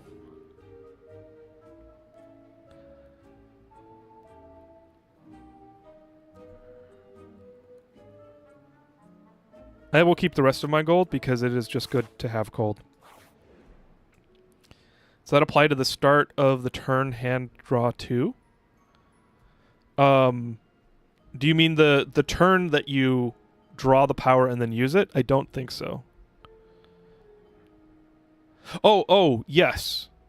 Just on the start of the turn. Wait, which card are you talking about? Sorry. 50 more damage, but lose 2 HP. I'm going to use the... Wait. Random card of any rarity. Yeah, I'm going to use Corrupted because using that on Memento Mori... Wait, 50%? That's only... Okay, it depends on if this applies before the additional damage is applied, or if it applies to all damage. Because that could be crazy. Let's do it on Memento Mori and see what happens. Once you apply the power, the next turn it will draw in your hand and trigger it. Yeah, so if Memento... Yeah, so Mirage, you're saying it applies to the total attack... the total damage, not the base damage. Which is what I'm hoping for.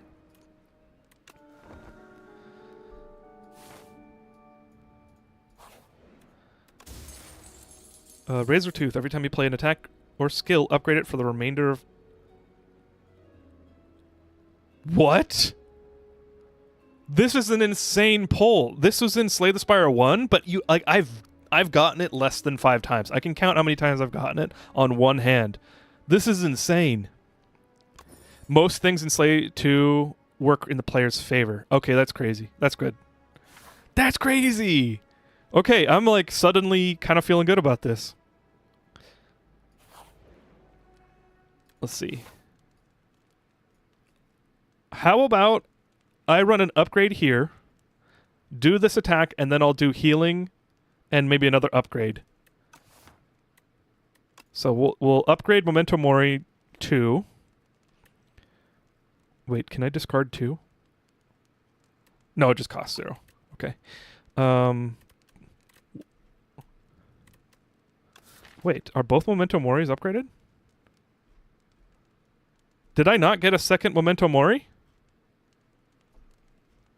I think I was tripping. I think I got the card that was stolen. Why did I think there were 2 Memento Moris? That's silly. Okay, what are we upgrading? Ultimate Strike to 20 is nice. Shadow Step being 0 would be nice too. Yeah, I think it's Shadow Strike or Shadow Step or Ultimate Strike, and I'm fine with this being only 14 damage for now. Let's do Shadow Step for $0, Alex.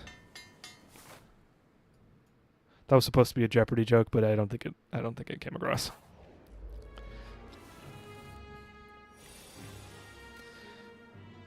Okay, prepared. We'll do Untouchable just because. We'll run After Image. We'll do a little attacky. And then a Shadow Step. Oh, shit. You know what? Let's... No. I do want that Dexterity. Let's redo this battle because I screwed up the play. I had 2 energy and I didn't run Dexterity power. So we'll do Prepared, Untouchable. We'll do After Image, Footwork, Shadow Step. There we go. So Prepared. Oh shit, I have more things that I want to play.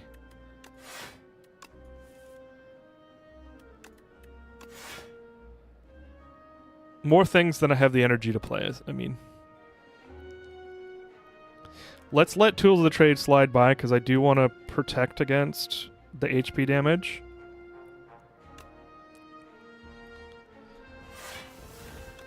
And do 54 damage. Which is great.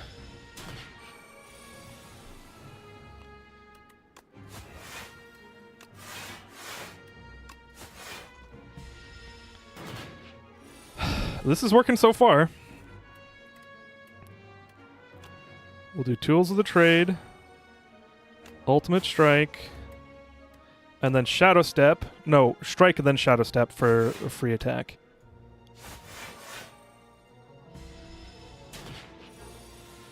That does hurt. Untouchable. Neutralize. For the weak. He's doing 16 damage. I'm already covered, so let's actually play Calculated Gamble. See what we can get. Memento Mori, hell yeah. And we've got enough for Toric Toughness as well. So let's do Memento Mori, 82 damage. And then we're done. Because I wasn't paying attention to his damage. I play sometimes I like don't pay attention to the stats, like what's going on. Because I'm just like, I'm in treading water mode, or I'm in like save my HP mode. Like I sometimes I'm not paying attention to like, oh wait, if I stop here and I change my approach from keep all my HP to attack a little bit more, then I'll be able to finish this in 1 turn or 2 turns or whatever. So something for me to keep an eye on. Shuffle all cards into your draw pile, draw 5 cards. I wish that was discard. That would be cool if it was discard your entire draw pile, which then would like shuffle everything into your draw pile. But that would be too OP. We'll run another... Wait, no. I have 2 prepareds. Let's run Sacrifice.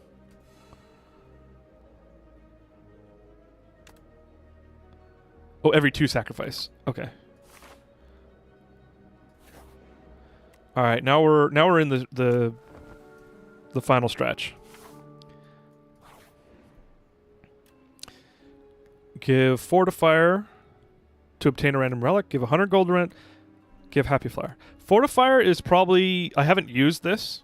I was kind of saving it for a boss. So let's give that because I haven't needed it. I mean, I have needed it, but like I haven't used it. Haven't been able to use it. What did I get? I got bowler hat, additional 20 gold. Nice.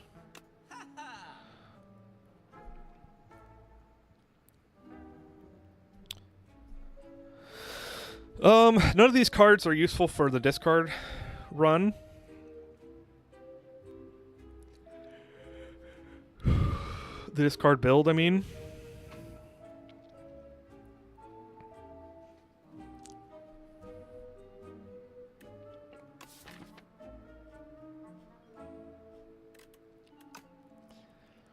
So I'm going to avoid adding more cards to my deck.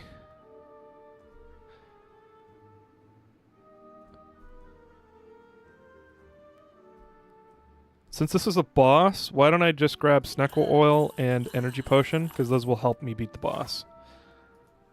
And unfortunately, I don't think I'll do another upgrade. I think I'm just going to heal, because I was still near half HP. Okay. So, whoa, cool. He's a cyber crab. Dude, crab mouths are like creepy. Have you ever like caught a crab? I mean, in the Puget Sound, which is near Seattle where I'm at, has a ton of like Dungeness crab and like spider crabs and other types of crabs. I think we have rock crab and there's like 2 other major species. So I used to like find crabs that are like hidden in the mud, or they're not small mud. It's hidden in the sand on the banks of the Puget Sound. And you can also go crabbing for like Dungeness crab. Their mouths, like they have these like weird little like filter like comb things on their mouth. It's like their jaws. And I've seen them eat fish and like jellyfish and stuff, but I don't actually know like where's their throat. Like I've never been able to see it. Like I don't want to hurt them, so I'm not gonna like dig in, but thank God we don't have coconut crab. Yeah, coconut crabs are nightmare material. So neutralize on the cyber claw. We'll acrobatics the untouchable.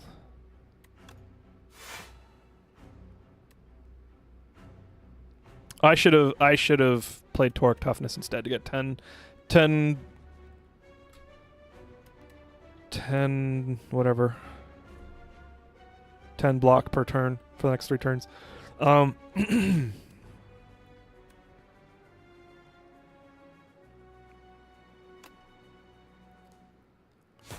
What is this? 50% damage when it's attacking you from behind. Okay. Okay, so this one's just weak. Gives 5 strength and 99 block. Okay. Okay, so this one gets stronger when I kill the cyber claw. So let's play Toric Toughness and then Shadow Step.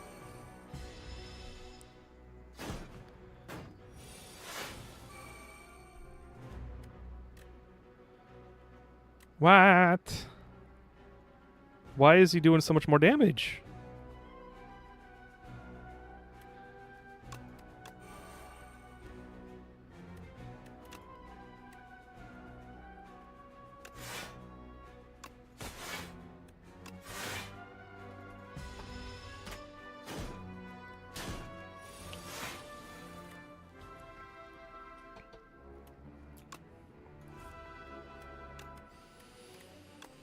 Okay, Flick Flack for the free damage. We'll run Tools of the Trade, and then Ultimate Strike to turn around. Face the music. We'll save Calculated Gamble for now. There's a pincer claw and a crusher claw. One is dull but strong, and the other one is sharp and fast. Okay. Choose a card to discard. We'll discard the strike plus for now. We'll run footwork and survivor. And then defend and memento mori the organo claw. And it still does 15 damage to me ish. Was that 13 damage? No, that would be 29. That's 17 damage. Oh, that's why it's doing so much damage. Let's see, what are we discarding? We'll discard defend because it's the least useful.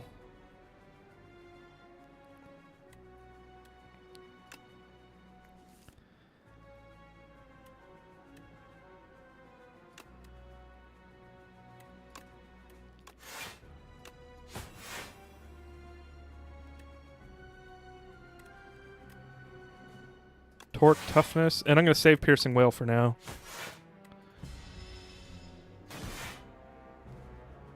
Jeez, that's some crazy growth factor. Untouchable for the discard. That's such a good card. Acrobatics against Flick Flack for the free damage. And I'm already protected, so we can just do what we want. Let's run prepared. Maybe we get Memento Mori. Nope, we don't. We'll run protected again. We get another untouchable. Why not? Okay, I guess it's just free damage. Nope. Strike. And then 0 cost Shadow Step.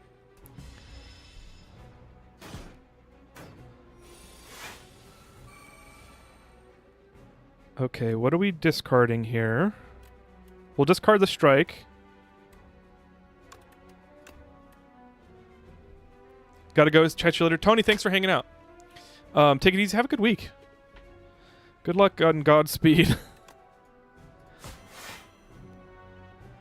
Okay, we got 24 damage to defend against. We'll do a torque, toughness, and a defend, and now we're covered, and we can Memento Mori. Now we're actually just treading water. We just literally balance our block and our output. Memento Mori is coming in really good, really strong in this battle, which is nice. I'm going to use Piercing Wail here because he's doing 12 times 2. So I want to discard something else. I'll discard Calculated Gamble because I'm not going to fish for my Memento Mori right now. Probably shouldn't have.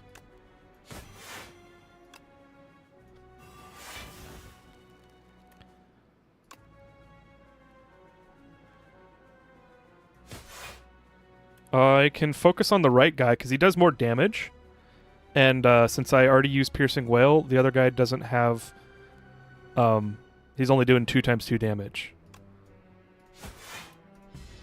So hopefully I can clean this claw out this round. Let's see, we'll discard strike. We'll discard survivor. Or discard torque toughness, because it's too expensive, not enough block. And we'll defend. Memento Mori. And then Shadow Step. And we only take 6 damage, so that's good.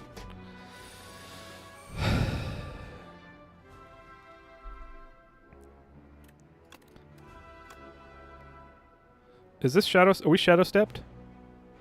We are not Shadow Stepped. Oh, wait, are we? Yes, we are. Deal double damage. Okay. We'll run acrobatics. We will... I can discard untouchables for 10 block. I'm going to take 24 damage right now. Let's do Flick Flack for the double damage against all enemies, because it'll help kill the right claw. And then I can prepare untouchables. I can do a discard. Oh, I get Flick Flack back. So Flick Flack, untouchable, We get more damage and 10 block. Hell yeah. That worked out really nicely. Prepared. Can I get Memento Mori? I got Memento Mori. Hell yeah. Okay. We've discarded a ton now. So I'll just get rid of a defend card and calculated gamble because I'm not going to discard. I already got Memento Mori. I can do Survivor for more block and another discard for Memento Mori. 101 damage.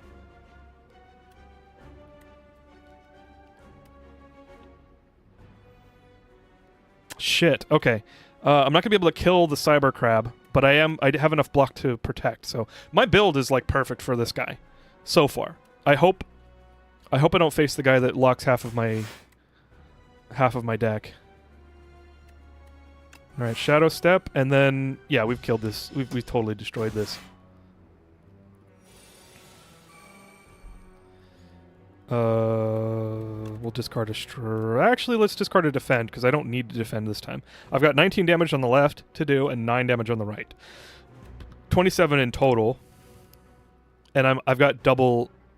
Yeah, I did it. 100% did it. Ultimate strike on the guy on the left, and then a regular strike on the. Oh, he's got 99 health or 99 block. Shit.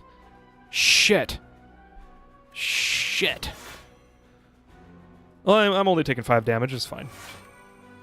4 damage, I mean.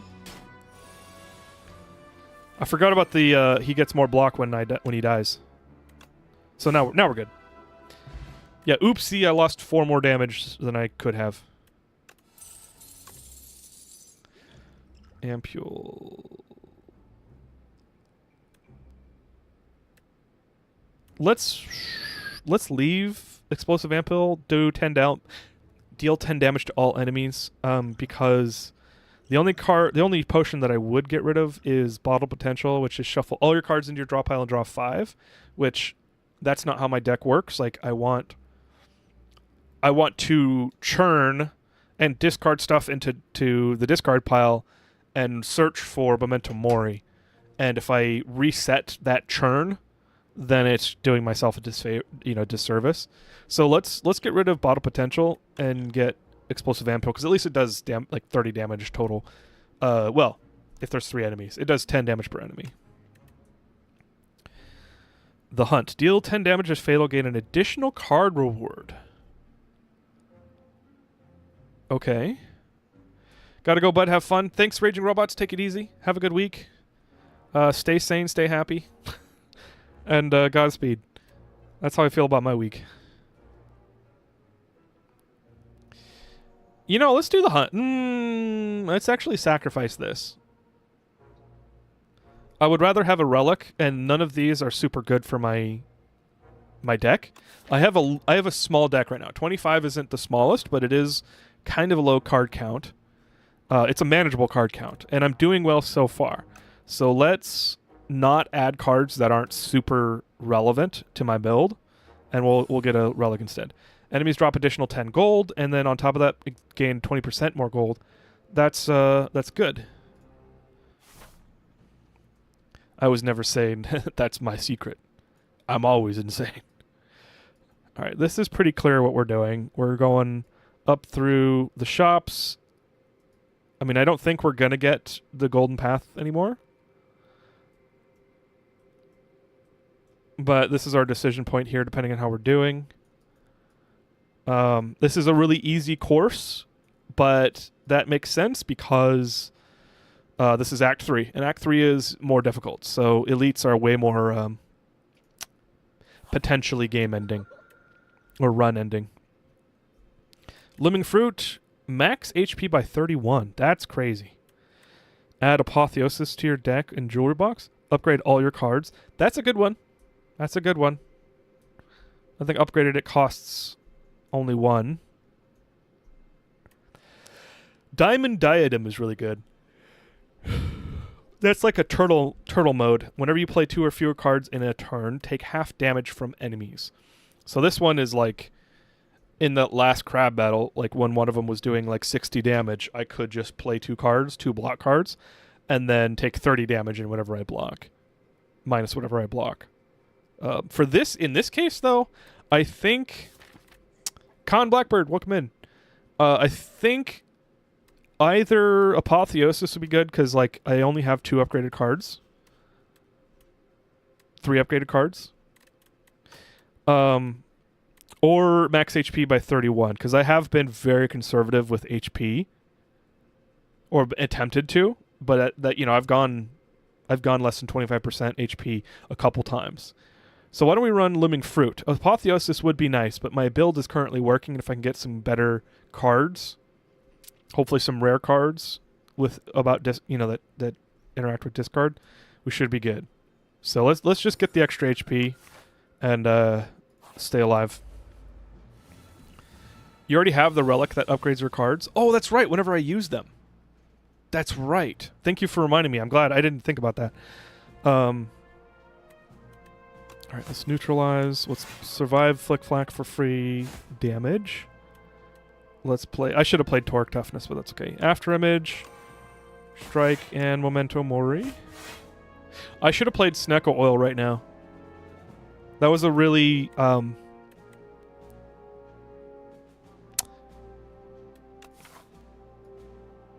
yeah, let's play Snecko Oil. I'm going to restart that one. Snecko Oil gives me 7 cards and then randomizes their cost. And that's like the true reason why I want to play it. I might have to restart if Memento Mori gets turned into like a 3-cost card, which would suck. But let's do this. Flick Flack, neutralize, After Image, and then Snecko Oil. Okay, Memento Mori's free. Nice, nice. Acrobatics is regular cost. We'll discard the 3-cost Shadow Step. We'll play a Strike. Doesn't matter if we play Untouchable. I will play Torque. Oh wait, no. Let's deal damage. Ultimate Strike. And then we only gained 8 damage on that, but that's okay.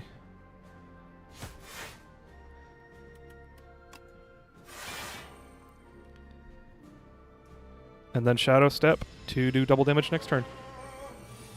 Oh!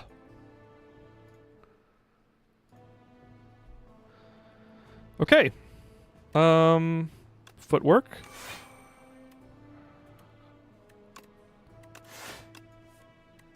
Okay, well this is a nothing turn. At least we don't take damage.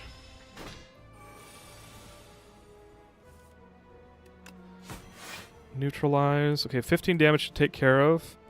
Let's run Tools of the Trade and then Calculated Gamble. There we go. It's another nothing turn, but at least I don't take damage. Discard Untouchables for a free 14 block. Let's play it prepared. Ooh, nice. We got Memento Mori, so let's discard these 2. Torque, Toughness, and Defend. Because I'm gonna get close to enough block to negate his damage. Let's play prepared and just discard what I get. Ooh, acrobatics though. Because I'm gonna discard 2 cards and add 10 or 14 damage, and then let's see, ultimate strike is 20 damage. And then I'll run acrobatics and discard another one, so it'll get 21 damage. So that's 51 damage. Okay, 21 damage is better than 20. So let's do that. Let's discard Piercing Wail and Ultimate Strike. Kind of hurts to do that, but hey, and we got Flick Flack, and we got Shadow Step 0 cost back. So this works out. Oh, no, we didn't. We had it. What? Okay. I don't know what I was expecting.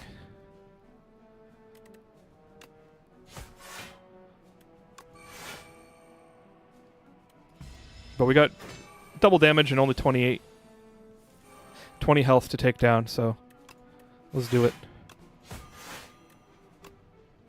Bam. Okay. Power Potion's always good. Flick Flack is let's do Flick Flack. Flick Flack is good. It's an upgraded Flick Flack, so 9 damage.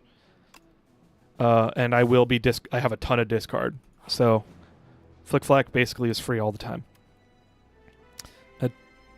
Obtain Royal Poison. At the start of each combat, lose 4 HP. And the benefit is heal to full HP. I have 107 out of 111, so I do not need this. Oh, 11 HP for a random relic? That's way more worth it. We got the Chandelier. On starting the third turn, gain 3 energy. Nice. If I can get Acrobat on the second turn, or is it third turn? Yeah, on third turn, then I have a ton of shit I can play.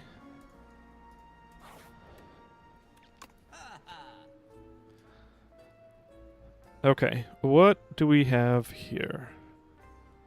Assassinate is kind of nice.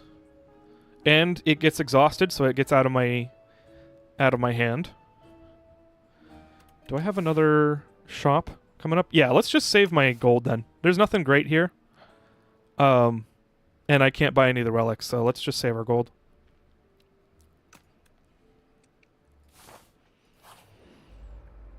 Okay, so we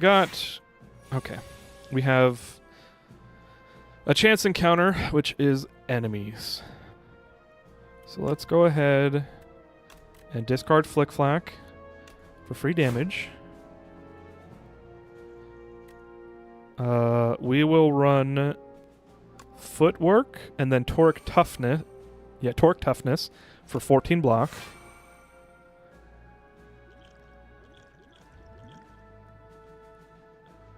And because I want to upgrade a card, I don't want to have to heal. Let's reduce some more HPs. Let's use Energy Potion. And then, let's see, that's 6 and 15, so that's 21 damage. So a Defend will protect me, and then I can do another attack.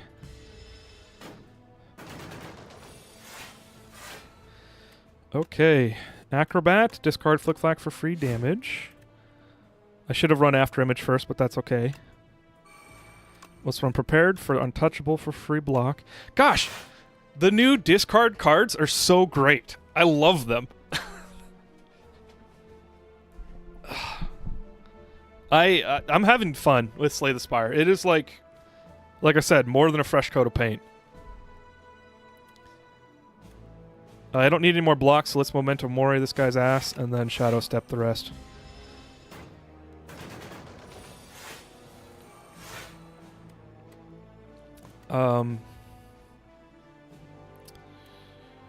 Neutralize that guy to death. We'll Tools of the Trade, and then Ultimate Strike.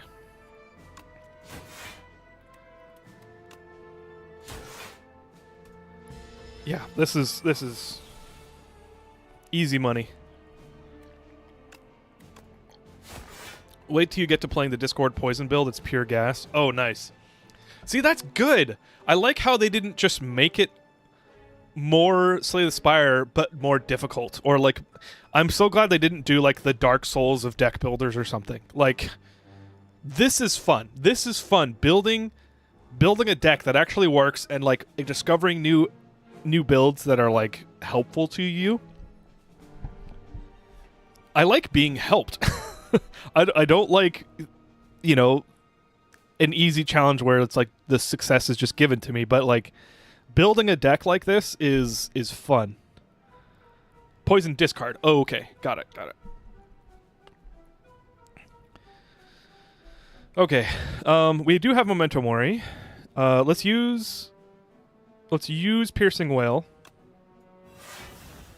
And then we'll discard I do want Shadow Step. Oh, no.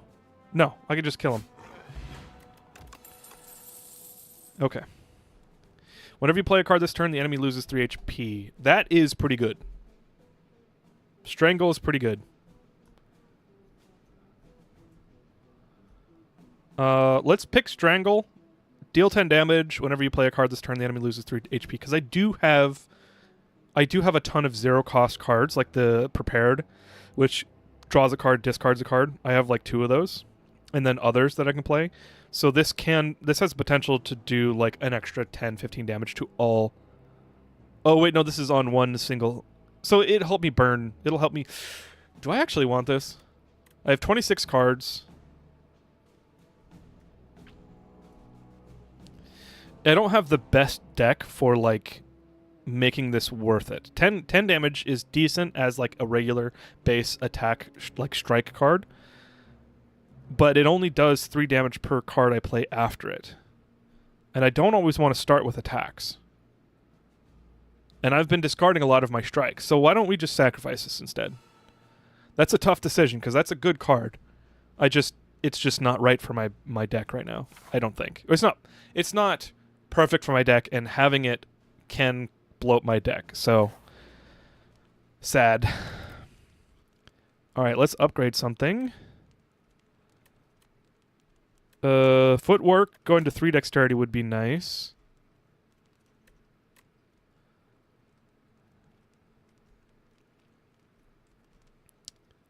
Flick Flack, upgrading to 9 damage would be nice. Any of the prepareds or the acrobatics means I can get the extra card before playing it, because I have that relic that upgrades every card that I play. Razor Tooth is the relic. Shadow Step going to 0 for the first time. The thing is, all of these... Oh, you know what? Footwork. Every card gets upgraded after I play it, but Footwork does not, because it's a power and I play it once. So let's upgrade Footwork. All right, second trader. Let's see what we got.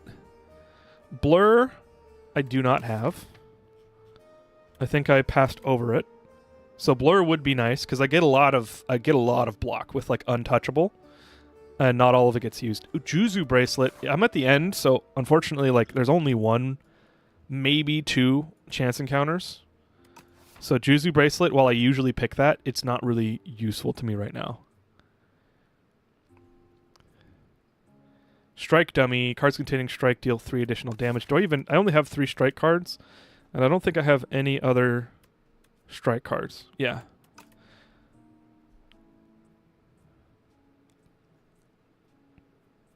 Okay, so none of this is really useful to me, unfortunately. Let's see if there's at least a... Ooh, retain your hand for 2 rounds. For 2 turns. Could be nice as a potion. Because then I could, like, build my deck and then discard a bunch of stuff. Sorry, build my hand and discard a bunch of stuff at once. Power cards are really nice for bosses. So why don't we just buy a power card and Blur. We'll call it good.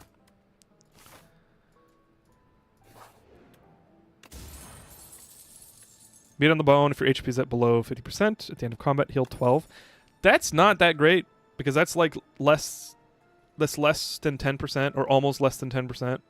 Just above 10% of my health, so that's like not that good. If I'm at 50 health, bumping it up to 60 isn't that great.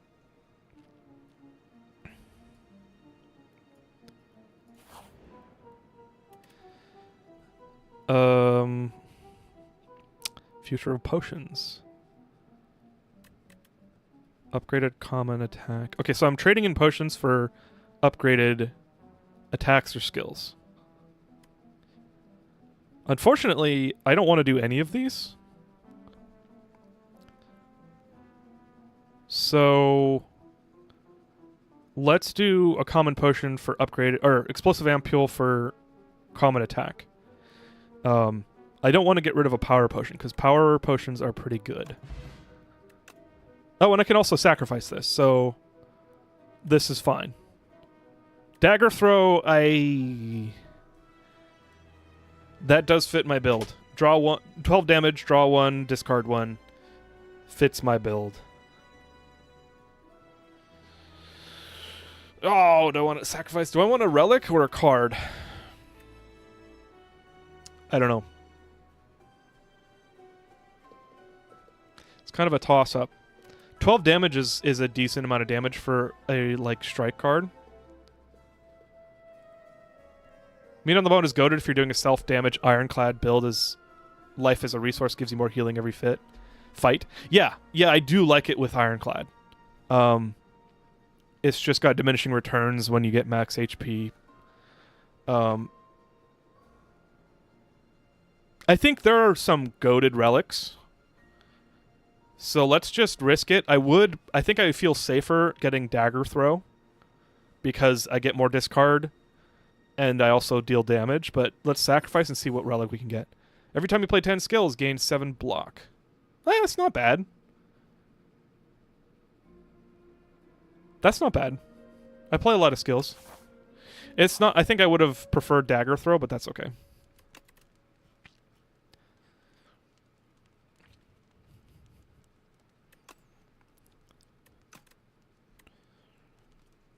Okay, so I can upgrade a card. Let's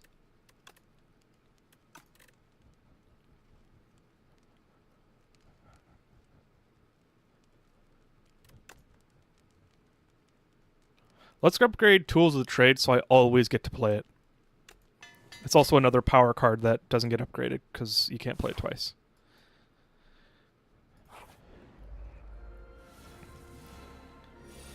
Okay.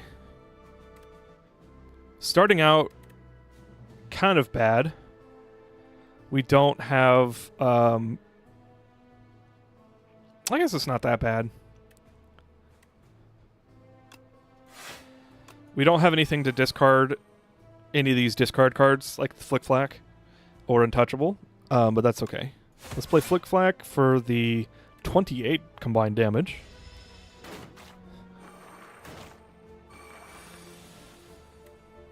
These guys kind of suck. They're kind of heavy on the HP suck. Let's see this guy.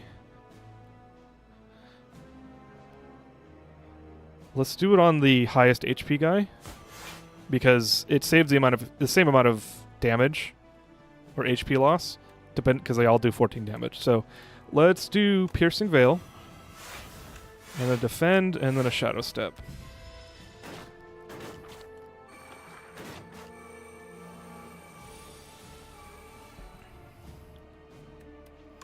All right, prepare to Flick Flack for 18 damage because we did Shadow Step for double damage last turn.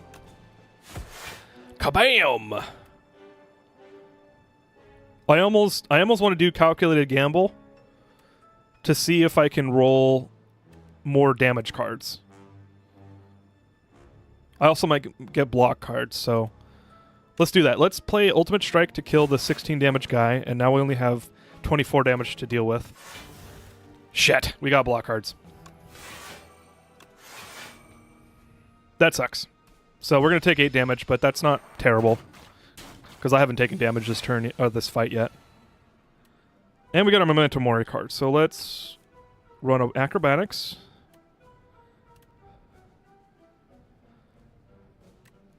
We'll discard Footwork because I don't think I'll need it. We have Ultimate Strike, Memento Mori, and a Regular Strike. So let's do Regular Strike on the guy that's 6 HP. And then just attack the rest.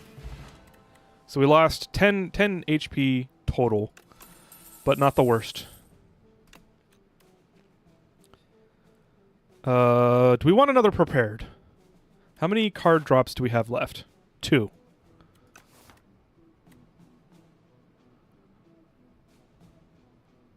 I don't think so. I think we have a good amount of Prepareds. If we get the boss that locks half of your hand, I might be screwed. But let's sacrifice it for another relic drop. Let's do the elite, because I have a decent amount of HP, and then after the elite, there is a chance encounter, which could not be a fight. And then we have a campfire. So let's do the elite. Hopefully we don't die. We might die. We might die. We might die. Okay. Acrobatics and then discard Untouchable for 24 block, which protects us, so we need no more block. We do not have Memento Mori in our hand yet. So let's do Tools of the Trade. And instead of playing this prepared, I'm just going to discard everything. And hopefully get Memento Mori. Let's play Ultimate Strike first, actually.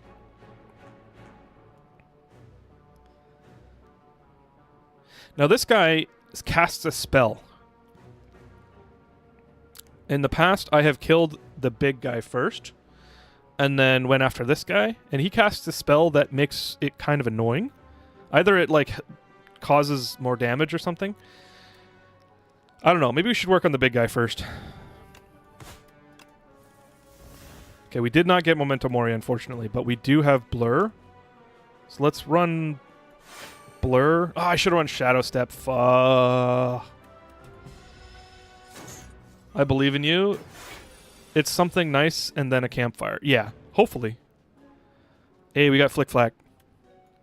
Free damage. Oh, it's ethereal. Why is it? Oh, that's what he did. While Spectral Knight is alive. Okay, that's the spell. Okay, different guy. Different guy, different spell. Piercing Wail. Now we're covered. Prepared. We'll discard Torque Toughness. Okay, we're good. We're not going to lose anything. Except for Piercing Wail, but, like, I don't actually need it. Oh, no, it discards it. It discards it, so we don't lose it. That's excellent. Okay. Kill order is probably the right one, then the middle one, then the left one. Well, the middle one is causing ethereal on all of my shit. And so I'm thinking I might switch to killing him first. Wait, what else do we have? While Magi, all your cards are downgraded. Okay. So I don't want to lose cards. I'm thinking middle one, then right one. Oh, I have a ton of energy. It's my third turn, that's why. We'll play Footwork. We'll play Survivor.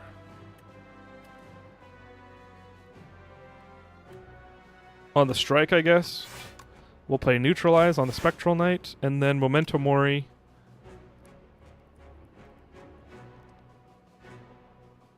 On the middle guy.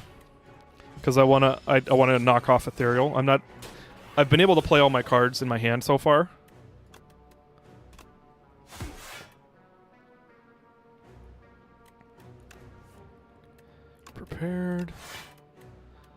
Prepared. Shit. Okay, so I'm not going to be able to get I'm just going to take a ton of damage from the left guy. Let's try and kill the middle guy. I don't have enough. I'm going to lose Torque Toughness, I think. Or Defend. Let's lose the Defend. So, Ultimate Strike and then Torque Toughness. And it'll take 5 damage. So that's not bad. And the right one removed all your upgrades. Yeah. I'm focusing on keeping all my cards first, and then I'll work on the removed upgrades.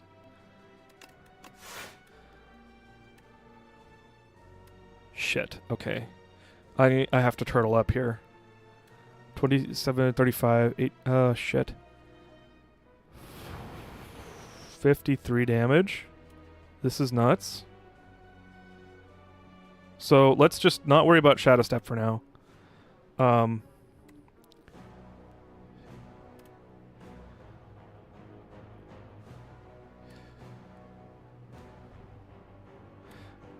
Let's not worry about Blur either.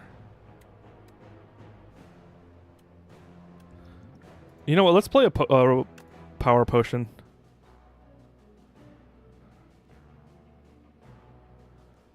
This sucks. Okay, none of them are apply. When you draw a card during your turn, deal 2 damage to all enemies. Is okay. But not what I wanted right now.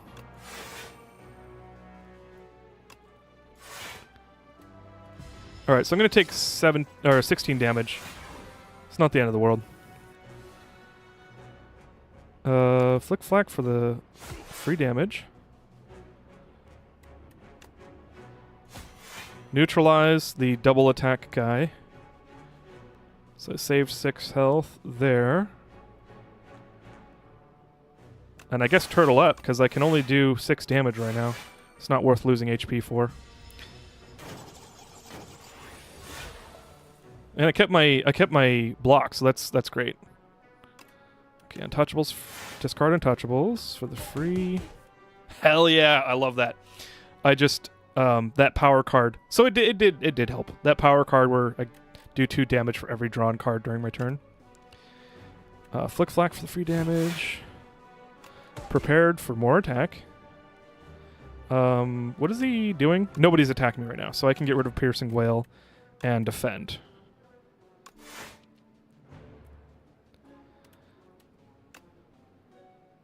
We'll attack the Magi Knight, and then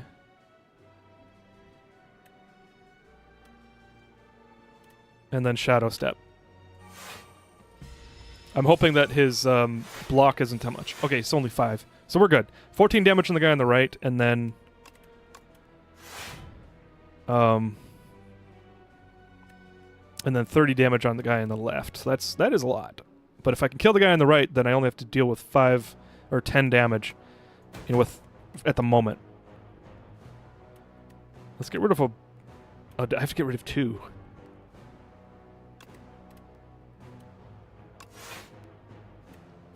Okay, well the guy... Oh! I can kill them both. Hell yeah. I was complaining about meat on the bone, but it helped. I mean, it still isn't that much, but it helped. Gain... Wait. Oh, this is a potion. I thought... Okay. I saw this last night, and I thought it was a relic, which would have been crazy. Gain 1 energy. Gain an additional energy at the start of your next 3 turns. Would have been insane. So, like, 1 energy extra at all times, and then for the next 3 turns, you get 2 energy total extra. But that's a really good potion anyway. Art of War, if you do not play any attacks during this turn, gain additional energy next turn. Which has happened to me a couple times, so that could help. Deal 2 less damage for each other card in your hand? Hell no. This is another sacrifice. Oddly Smooth Stone, start each combat with 1 dexterity. That's great. That's not... Well, it's not great. It's good. Ooh, Foul Potions is too late. Foul Potions you can throw at the traitor and attack them. Like you fight them. And then you get everything in their inventory if you win. And this one gives me 3 Foul Potions. That means if I had 3 traitors, then the first one I would attack, and then another one comes, and I can throw another Foul Potion, get 100 gold. Throw another Foul Potion, get another 100 gold. But let's just get a random potion. Heart of Iron, 7 plating. Cool. And the heal, and we're in good shape. As long as it's not the locking dude. It's not. It's like a stone golem or something, or an Atronach. Looks like an Atronach from Elder Scrolls. Okay. Hell yeah. Yeah, 100%. He's doing a lot of damage, though, so I'm a little bit concerned about that. Do I have a discard? Yes, I do. Prepared. Let's discard Untouchable. We get 26, which already protects us, so we're good on any other block. We don't need any other block or whatever. Tools of the Trade. Attack. I wish I had more discard, but that's okay. Oh, that's right. I forgot I had a plus 25 HP on the start of a boss. All right, acrobatics. Discard a strike, I think.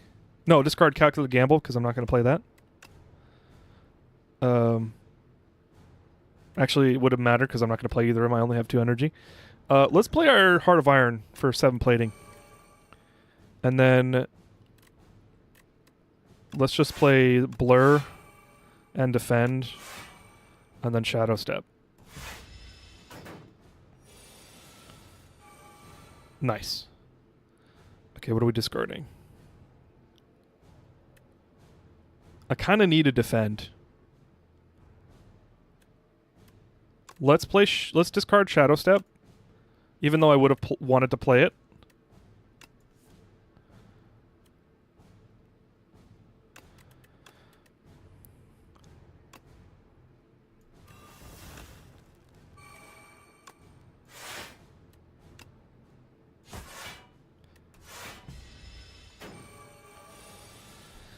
Okay. I kind of wasted my chandelier, the 3 energy on the 3rd turn. But that's okay. If I have to redo the fight, then I'll do something different, but this is fine. Let's use footwork for... We now have 4 dexterity, which is great. Ultimate strike.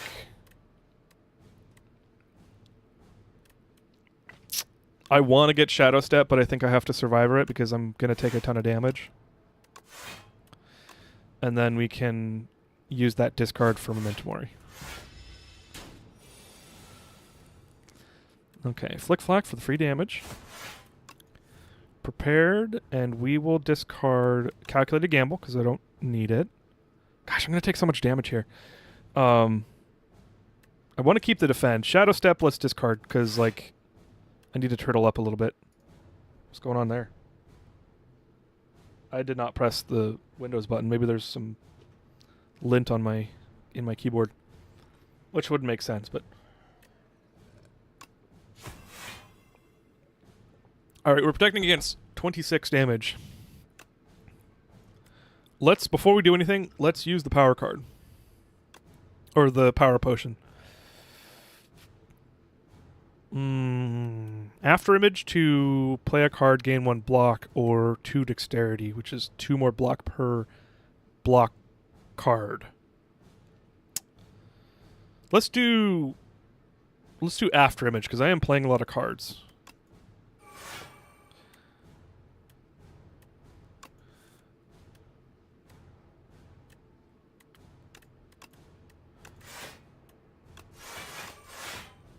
Okay. Cool. Now we got a Torque, whatever that card's called. Torque Confusion? Torque Toughness. So we have +9 block to start every turn, which is nice. Let's discard a strike. I'm kind of into building block right now. Nice. Free block with Untouchable. Let's use a blur, make sure we get that. And then ultimate strike for 20 damage. Oh! Okay, so we beat the first phase. Door Maker. Who's there? Okay, he's doing 31 damage. We're already covered. If I can get blur again, that would be best. But I don't need any more block this turn otherwise. So I'm going to discard Torque Toughness.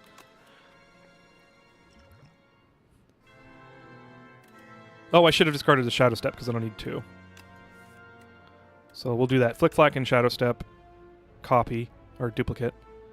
For extra free damage. And then we'll discard Calculated Gamble and one of these prepared cards.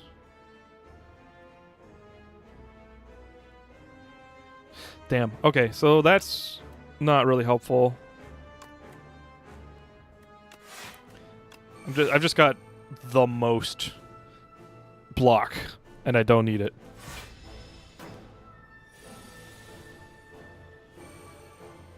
Ooh, I like the music. Alright, Flick Flack for free damage. Neutralize for 10 HP savings. We'll Survivor and discard another Flick Flack for free damage. And then Strike and Memento Mori. Things are going okay so far. Wait, what happened? Do I have to fight this thing every time? Oh! No Face, thank you for the raid. Welcome in. Mods, can we get a shout out for No Face? Offline raid, what happened?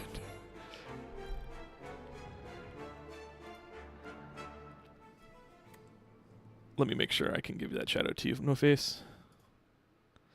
Oh, thank you, Clockwork. I appreciate it. We're playing Slay the Spire 2, so if you guys don't want any spoilers and aren't going to play Slay the Spire at the moment, be warned. I'm playing it all and talking about it all. But, yeah. I got struck by lightning, am dead. That sucks. When's the funeral? No power. That's great. That's like no Power Rangers without the power. Not the spoilers. Hey, Sleepy. Good to see ya. Also, hi, Intrepid. I didn't think I said that. No faces, no live. No live is no fun. No funeral. Got instantly cremated, blew away in the wind. That's me every Monday morning. Hey, Chew Donkey, good to see you. Welcome in. We're having fun. Slay the Spire 2 is really good. I freaking love it so far. Raywin, good to see you. Hope you guys have had a good weekend so far. This is my desperate attempt to pretend that tomorrow doesn't exist. Hope you're having fun. Gonna try and snag the Slay the Spire 1 next time it's on sale. Nice. Yeah, it's totally worth playing in my opinion. I freaking love these games. All right, let's discard Untouchable for free block because of Sly. And let's see. Should we churn with Prepared or just run a Calculated Gamble? Because it's the same amount of discard. Let's churn with Prepared. Ooh, we get Blur.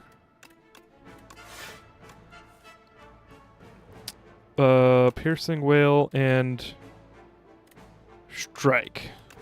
Because then we can play Blur and keep our block, do a little bit of attack, and then have a ton of block next turn. Cool. Gonna lurk to avoid spoilers. Sounds good, Sleepy. Good luck. With this week, I mean. What are we discarding? 36 damage is what we have to defend against. And I've got 31 block, so probably don't need to defend.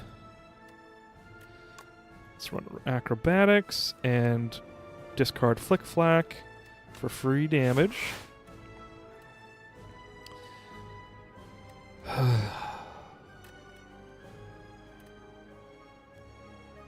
Okay, let's run Toric Toughness for block next turn, and then we'll hit an Ultimate Strike, discard for double strike, or double attack next turn. Double damage. I love these cards. I love Sly. Sly means if you discard it, you get to play it for free. So I get 16 block because I have a power card that at the start of the turn, draw one and discard one. So I get to draw one card and discard just one of my cards. And since Sly lets me play it for free, if I discard it, I automatically get to play this card for free. It's so nice. And now I'm already protected against all of his attacks, so I can focus everything on damage. Although I'm not going to because I have Blur as well. Blur lets me keep my block to next turn.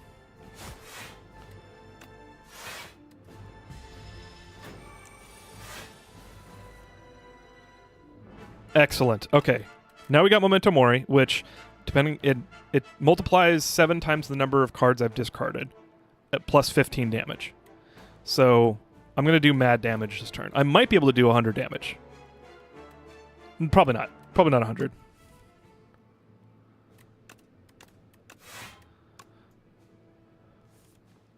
Oh, I got Blur back too. That's excellent. And Flick Flack, so I get another 9 damage. And then we'll play Blur. I should have discarded Survivor, but that's okay. Memento Mori for 52 damage. This guy's going down. Flick Flack, free damage. I've got more than enough block to cover him. So we're basically good. In fact, we're doing so good. You know what? Let's not get cocky. I was going to say we're doing so good, we could run Calculated Gamble to just fish for more Memento Mori. Which I can't because it's in my discard. And I've got 11 cards to go. So that would have been double stupid. So run Toric Toughness for block next turn. Do I have Blur? I do not have Blur. So all this block is going to go away in this turn. So why don't we play Calculated Gamble, fish for more damage.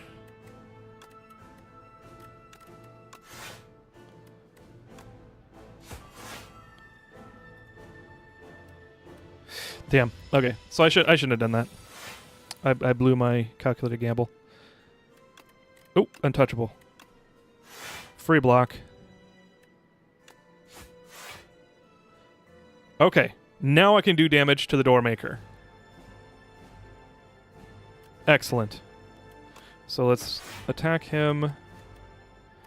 I'm losing all my block this turn, so let's just run Shadow Step for double damage next turn.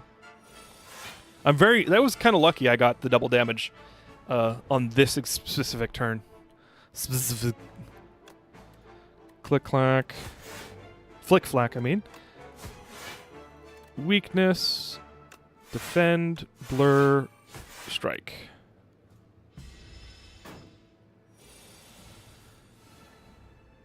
Okay, he's gonna... I gotta fight that other dude again after this turn. So let's see what I can do. God. Nice. I totally slipped. I said click clack instead of flick flack. That's funny. Defend and piercing wail. Don't need. Gonna do 37 damage to Memento Mori. I'm very glad I got Memento Mori. I am not gonna use Torque Toughness. I might use Survivor, though. So let's run prepared for another discard. Flick-flack, nice. Ooh. Yeah, let's not use Torque Toughness. So we'll discard those, and I just got Acrobatics, so I have got more cards to discard.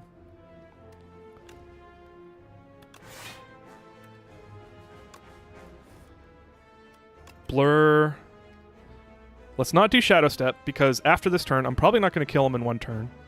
So I'm going to have to fight that 145 HP minion again. Shadow Step, I will get. I'll have enough turns to do that again. I am doing so well right now. I'm so happy. If this was a different boss where half my hand was locked, I can't get over that boss. There was a boss that locked half your hand, and you could only pick one of the locked cards to play, and then the rest were inaccessible for the rest of the turn. And that killed me. I was tilted. Okay, I'm discarding 2. So we'll discard Shadow Step, like I said. And then I'll play Blur. Oh, I don't need to play Survivor anymore, so let's do Strike, and then Memento Mori for 75 damage. Okay, so I'll have to kill probably 1 or 2 more of these minions.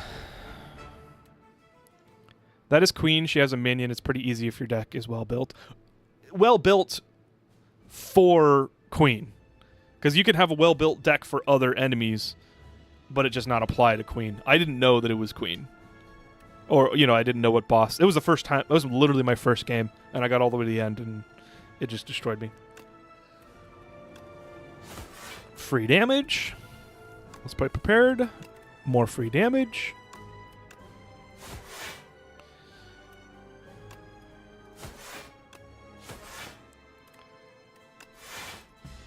There we go. This is a long battle, so I'm probably gonna... Well, let me know, guys. If you want me to keep talking through my choices, I can keep doing that. Especially if I'm like second monitor material, which is like... I appreciate that I'm second monitor material for some people. But I can go a lot faster. And I think I'll slow down a little bit. But if you guys want me to read them out, I will. I can do that. Hashtag 2mm. What does 2mm mean? I don't remember. That sounds familiar. Also, Yaman, welcome. I like that name. I need explanations as I am a big dum-dum with these games. Okay, yeah, I can do that. So we have 21 times 2, so 42 damage to defend. I've got 18 block. We want to run block cards.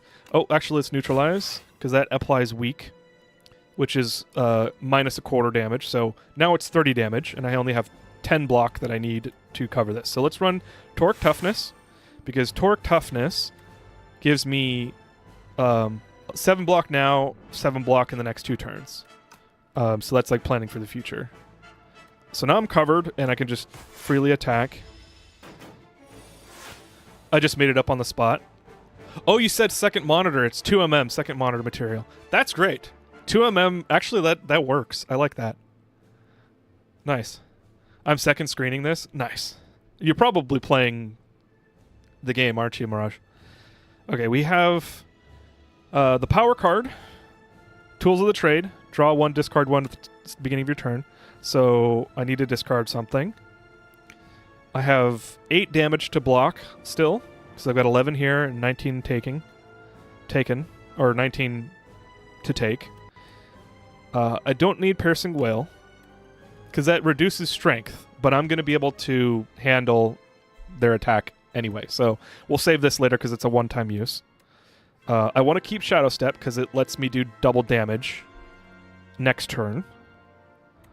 So let's discard a strike. Oh wait, no, Piercing Wail. I only need to discard one. I was earlier, but now I'm messing with AI at the moment. Nice. I got Ironclad and Skeleton to ascend 6. Maybe figured I may as well enjoy the game while watching someone. Nice. Yeah, I this is my second session. I played last night for the first time, and I don't know when you got in here, Yaman. So if you have already heard this, sorry. But I played last night. I started it, beat Ironclad, and then I'm playing the Silent now. I have played so much Slay the Spire 1. I'm on Ascension 17.5. I've beaten 2 of the 4 characters on 17. So I am probably going to play this a ton. I probably won't play it as much because I love playing Slay the Spire on mobile. I have it on my phone. And that is just so good for like waiting or like hanging out listening to a YouTube video or listening to music or whatever and just playing Slay the Spire on the couch. It is such good like vibe activity. Duo Squad is actually quite fun in this game, and there's Ascend in multiplayer. Oh shit. Yeah, I forgot about that. My buddy and I were playing last night and we're like, let's play multiplayer, and then it gave us the warning like, you haven't unlocked anything. It's like, okay, we'll start with solo. I'm gonna do that probably tonight, honestly. Alright, so let's churn with Prepared. Discard Flick Flack for free damage, and then a Strike because I want to keep Ultimate Strike. That's a good draw. 20 damage for only 1 cost. We do need 4... Oh, okay, so we need 4 block. So we have 15 block, 19 damage taken, or to take, and I have 4 energy, so as long as I play all 4 cards, I'm good. But I can't play 4 cards because Survivor needs to discard 1. So let's skip the Strike, play Survivor, and discard the Strike. We'll do Ultimate Strike and then Shadow Step for double damage next turn. Heart of the cards, Crack. I feel the heart of the cards.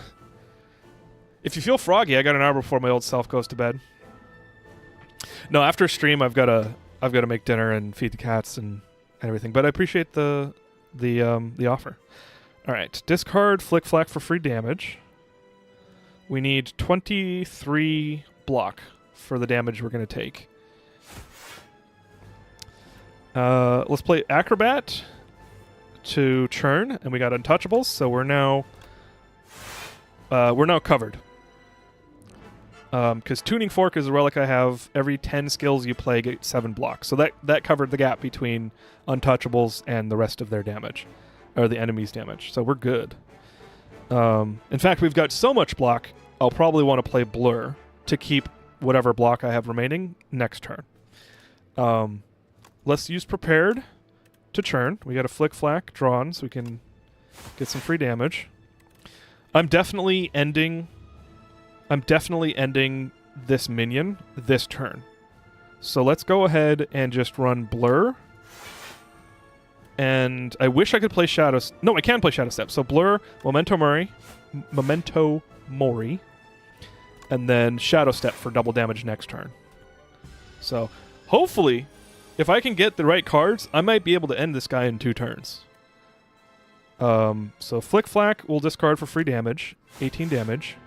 We got 200 damage to do on him. I've got 64 blocks, so I don't even need to care about him. We'll do Neutralize. He's already got weak, so still 30 damage. And we've got enough energy to just full on attack with double damage. And we have double damage next turn too. So this is I love this build. This build, I really leaned into the discard and it's worked out, thankfully. Let's see, what are we discarding? We've got double damage. We're taking 37 damage. So I do need to get some block. So let's block, or let's discard the defend, because it's the least block out of my cards. We'll churn. We got a blur, which is nice. I might actually take some damage here, so I can do more damage to him, because I have double damage. So let's discard Torque, Toughness, and Survivor. Actually, no, let's...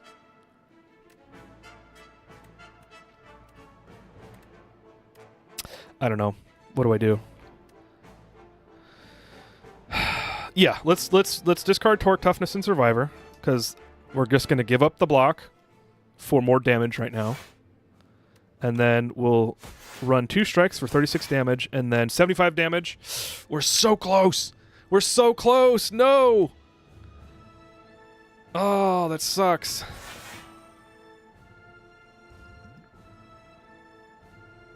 Did I discard a strike there? I don't remember. No, I didn't. Okay, there wasn't really anything I could have done. Maybe last turn there was something I could have done. He's got 2 health, and I gotta fight this stupid minion again. Is this what it's like when non-car people tune into my stream? I mean, yeah, kind of. Yeah, I think mechanics have a way of talking about systems because they have the knowledge, so they kind of gloss over, like, the why. And they're like, oh, well, you know, we have to replace the fluid line on the blah because of the carburetor, which is like a separate system. And it's like, wait, why? Well, the carburetor does this, and the engine does that, and the tube line provides this thing, you know, this function to the carburetor. And so it's like, okay, cool. It all goes over my head. So 100%, I'm trying to explain stuff, but I can't explain, like, how to play the game. So thank you for being here, at the very least. Okay, what are we discarding? I want to nuke this guy as fast as possible because the doorkeeper only has 2 health. Like, literally 2 health. So why don't we discard the defense? We'll run acrobatics. Discard Flick Flack instead of Untouchables. We will neutralize him. I actually might be able to get enough block because I'm going to discard Untouchable with Shadow Step. So strike on him. And then let's run Piercing Wail because it's not very good and it's been clogging up my deck. And now we can run Shadow Step. Get the block. We're now fully covered, and I was focusing on attack anyway. Happy to be here. I appreciate Crack's ability to narrate his actions so smoothly. You know, I think I did play Slay the Spire once, but I appreciate that. My mind doesn't mesh with my mouth. Honestly, that's like one of the reasons why I started streaming. Because, like, obviously no one was going to watch me when I started. I was like, there's no reason. I'm just going to, like, stream to have fun and do what I want. I also want to get better at communicating and just, like, because when I know a topic really well, I can, like, do public speaking pretty decently because there's so much to draw from. But before I started streaming, if it was just a random topic or, like, socialization, it was very difficult for me to carry a conversation or even, like, fill in the void. Like, I'm very happy with the amount of, like, social skill I've gained just by, like, being here and talking to you guys. The way you declare everything makes you a great MTG player. Well, thank you. I don't like MTG. Well, you know what? I'm not going to say I don't like it, like, forever. I was depressed during PAX West last year. I was feeling pretty acute depression. So I had 0 energy for anything. And I went, in fact, I think I told this story on stream before, but I went to a MTG invitational event. Like, you go in, you pay $50, they give you the new packs of the new expansion, or whatever you want to call it, the new deck. I don't remember what it's called. But the new expansion, and then you play against players, and, like, if you win, it's like a small bracket. You win, you go to the next player, you get another card, another pack, and then you win, you get another pack, and, like, you can get out of there with more packs than you paid for. I got to the third round as a new player because you're only able to use the cards that you get from your packs. I got to the third round, but I'm like, I don't really know how to play. This is like the 10th game I've ever played ever. And the dude that I was playing, it was second to last game for both of us, except for the one who lost. He was an asshole. He's like, I want to go to the bar. And so he just didn't talk. Like, every other person was pretty helpful in like getting me into it because they're, obviously I'm kind of depending on people to like help me play through, and like if I miss stuff and like, oh, you sure you want to do that? Like, I don't need them to do that, but it is kind of nice to do that. But this guy was just like, he just let me make all the mistakes, and he just like destroyed it. And he said some really kind of asshole things, and that just like killed it. And like the rest of it's funny, the rest of PAX, I played probably like 6 or 7 more games of Magic the Gathering, but they were toxic on my mental health. Like, I was like, I don't fucking like this. Like, I actually crashed out in the hotel room because I was playing with a buddy of mine. The guy that he's been on stream before. Anyway, and I crashed out. I was like, I fucking hate this game. This is so stupid. Like, I just need to spend all of my brain energy. Like, you have to go in there. I'm ranting about Magic the Gathering now, which, again, if you love it, that's great. You win. But, man, I was just, like, I was realizing how much energy I would have to put in to just hope that I have fun later. And maybe I'll try it again when I have more mental health and better energy, and, I'm not so energy poor, like brain token poor, that like I have to like, well, either I have enough energy to eat tonight or I have enough energy to build a deck for Magic the Gathering. Like, if I don't have to make that choice, maybe I'll enjoy it more. But holy shit, that tilted me. I had to tell that story.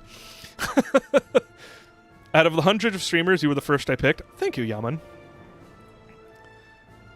I would like to try streaming, but starting with an audience with 0 people to talk to, I just sit in silence, and that sounds interesting. Mirage, that's exactly why I started. Because, you can't expect people to want to watch. People may want to watch, but they have to find you first. And so if you get good at kind of like what I'm doing, like talking through what you're doing, what the decisions are making, think of like jokes that you might make with a friend or something, but just like do it for yourself first, and like having fun and like doing what you want to do to have fun, then that helps the 0 followers. I was streaming to 0 followers for like a year and a half. That's not true. I had like 2 or 3 people that would join, but they wouldn't join every stream. And back then I was streaming like 6 days a week, which I had to stop because I have work. But it was tough. Like, if somebody didn't come that day, I like took it pretty hard. So I had to like figure out, I need to stream for stuff that I want to do and have fun with. So I played games that I wanted to play. I tried not to depend on people being there. And then people show up, and then it gets easier. But I totally get that. Competitive MTG is awful. You need to try playing Commander. It's a casual format that's not really sweaty, and tryhards mostly. Yeah, people keep on saying that, and I don't know what Commander is. Like, I was like, what's Commander? And they're like, oh, well, you have a Commander card, and then you build a deck. And I was like, why is that different, and why do we call it Commander? So maybe I need to have somebody show me what Commander is. Crack outing me on stream. Oh, it wasn't you, No Face. That was the next year. You were yeah, it was the year after you went to PAX. That's terrible. That game is really awful if you don't have nice people to play with, because you can just be a huge prick about small things. And that's why I'm like, I might play MTG again. But it's like D&D, as I understand it, because I've not really played D&D. It's made or broke. It's make or break by the people you play with. If you play with assholes, you're going to have a bad time. If you have nice people to play with, like a good group, then you're going to have fun. It's okay, that makes sense. It's not Magic the Gathering I hate, probably. Except for the pay-to-win part. We 100% played Magic the Gathering at PAX, though. So, yes, I wasn't that depressed. I wasn't as depressed when we were playing with you. I actually had enough fun to think that I would play Magic the Gathering again. This story I'm telling you about, like, I was like, I 100% don't like Magic the Gathering and won't play it again. I've thought about it more and processed it more, but A different experience. You build a 100-card deck, single copy of any card except lands. Commander is a special creature you can always cast. Oh! Okay. So it's like Dealer's Blackjack with a Joker on the side. Not really. I mean, obviously it's not like that, but you know what I mean. Like the whole 100-card deck thing, and you just keep on drawing from that. Are those longer games then? Okay. Let's beat this dude. Discard Flick Flack for free damage.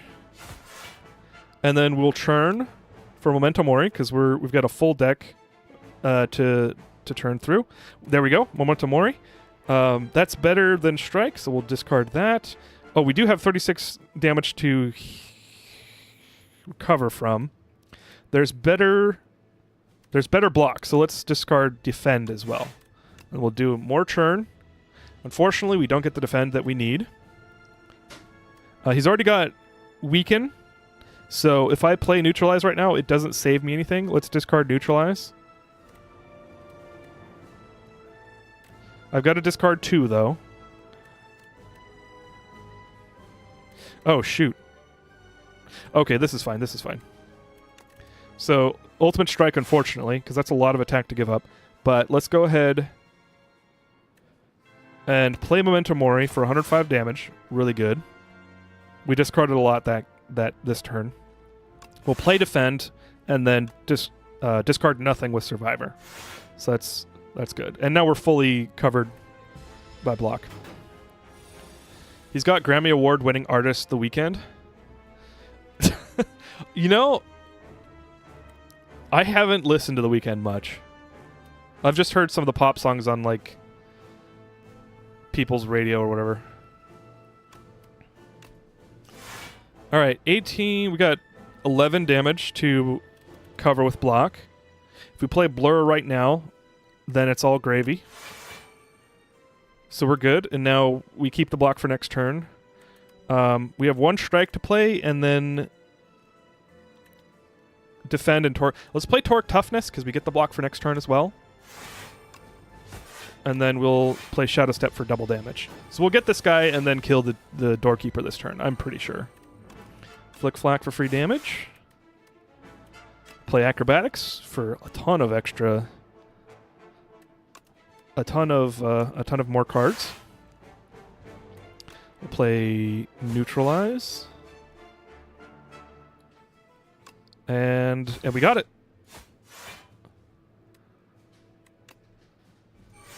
Not this turn, sadly. I didn't have 2 more damage. Kabam!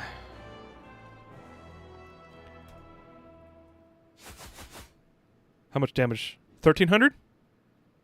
Not even an introduction. Yep. That's funny. 1,240. Not quite 13. 132 billion damage from all who have faced him. Cool. Well, that was nice.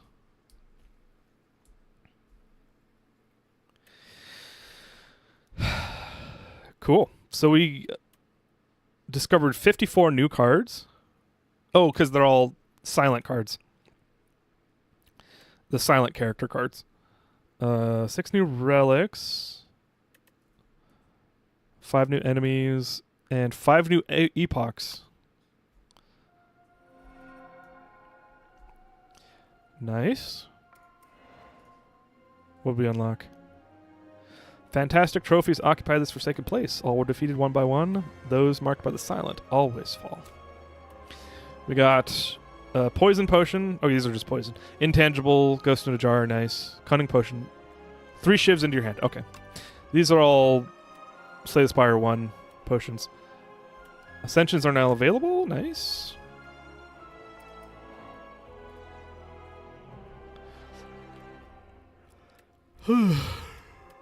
Snakebite. Retain. Okay. The Silent's getting some retain cards. That's nice. Retain cards are like... crap. What's the Divinity Girl from Slay the Spire 1? The fourth character, the divinity character, has a ton of retain cards, but it's nice to see them with the silent. Poison is triggered one additional time. Ooh, that's good. If they keep the card from Slay the Spire 1 that does damage every time you do an attack, unblock damage, and then there's poison. There's a couple poison cards that are like iterative, or like they do more damage each activation.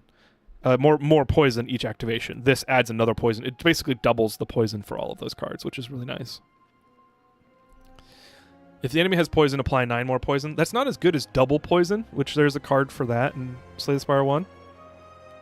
But yeah, 9 plus poison is really good. Poison is a status effect that causes n number of damage at the end of the turn, or I guess the beginning of their turn. So, but it reduces by 1, so it decrements. It minuses 1 poison every turn, unless you apply more poison. So it's like a guaranteed number of damage every turn. So it's really nice. Watcher, yeah, exactly. Anomalous planet, the Regent. The Regent, not the automaton? His Majesty barely even looked anymore and swiped through planet profiles in the current constellation. I demand to visit a more exciting planet. The Regent slammed his fist down on the space console. Beep, beep, beep. Anomalous planet detected. Interesting. The Regent has arrived. His Majesty may now embark upon the Spire. Space magic? Destiny?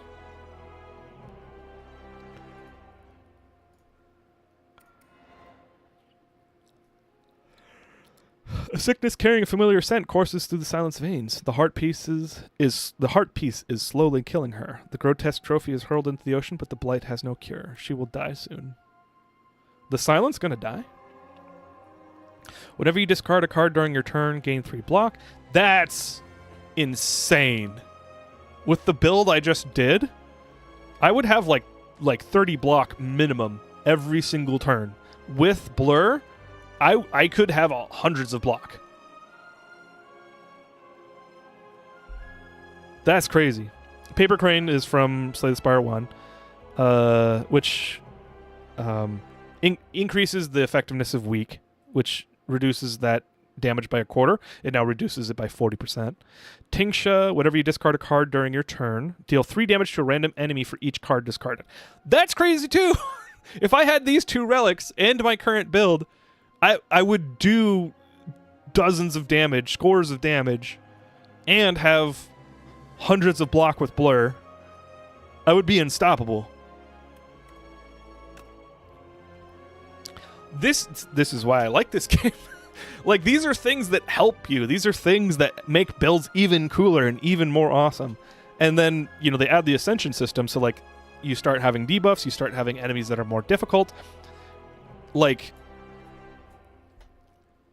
addict, don't restrict is like a little motto that I came up for like game design, which I'm not a game designer, so like obviously this is just my personal opinion as a player. But like there are some games that implement systems. The example that I'm going to use is Blood Thief. That's a game that actually chat made me play. But it's like a hack and slash first person like movement based like level based game. So you go through levels, you try and go as fast as you can. You have like dodges and like rushes. Like you can use like mana basically to just you can use mana to just fly to your enemy. And thank you for the Kermit the Frog impression. Redeem no face. You can use mana to like fly over to the enemies and kill them. And it's like very cool. You can wall run, you can double jump, you can triple jump. Like it was very fun. And then at like level 12, they introduced a rating system and they made you go back and play the first 12 levels again. So because if you didn't do it perfectly, because you don't know where the enemies are and you're just like exploring each level, you got to go back and play them. And that was like such a shit thing for me. Like I don't like repetition. Like, if I'm having fun with the game, then I might enjoy to do it. But it turned the game from a fluid, fast-paced, movement-based game. It was very fun to play, very fun to explore, and express myself in the game, to a fucking time competition. It was just a time trials game. And I don't want to do that. I hate time trials games. They're very annoying. So, like, that game could have been way better if they either told you up front, this is a competitive trials game, this is a time trial game, or if they freaking, just didn't restrict it by, you didn't restrict the game by rating. Like, don't do it. Like, maybe add that as a New Game Plus thing, or maybe add it as a difficulty level so that people can play that if they want, but, like, try to addict people to the game. Like, put things in the game that are really fun to play, really fun to engage with, that you just want more. Don't put things in the game that are just like, you gotta jump. It's like freaking, what's that game? Yeah, I don't know. Don't put things in the game that are like, jump this high, or like, I don't know. My Kermit the Frog impression is making me forget the things I'm trying to say, but like, don't put rules in the game just to have rules in the game. Like, try and make sure that they're fun-oriented and that people are eager to engage in them, And I feel like Slay the Spire 2 is perfect. Like, they get you into the game. They don't make it too hard. There is some RNG, and so, like, you might have a failed run or something. And if you don't know the game very well, like, you're going to learn it. And you'll take more times to, like, get through the game, because it's roguelike, you might not get a great build. But, like, the mechanics in the game all lend themselves to be connected, and there are permutations of builds they're like, overpowered, Don't restrict people from those overpowered builds. Like, let them build those. Your limiting factor is the RNG, so why would you put more mechanics in there to stifle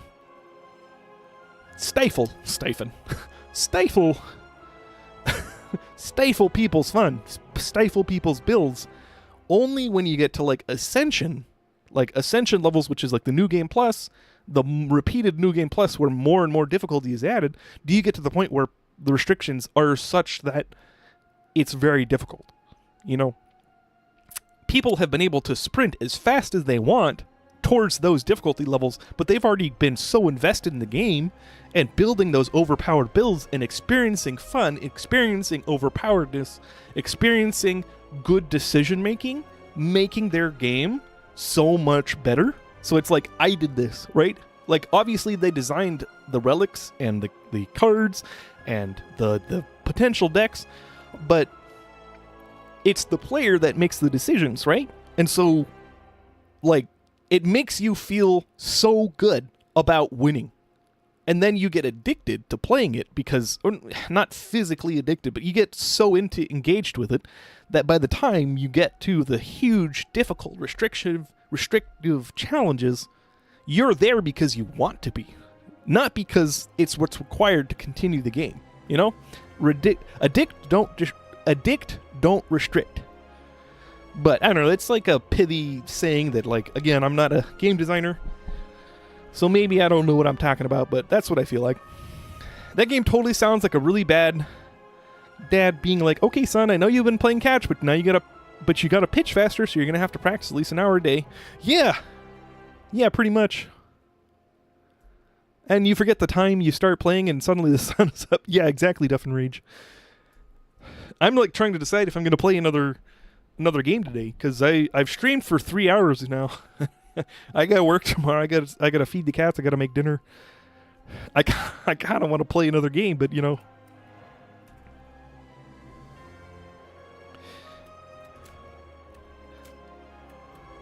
a fetid stench emanates from the grates leading to the underdogs. The slimy waters call to you.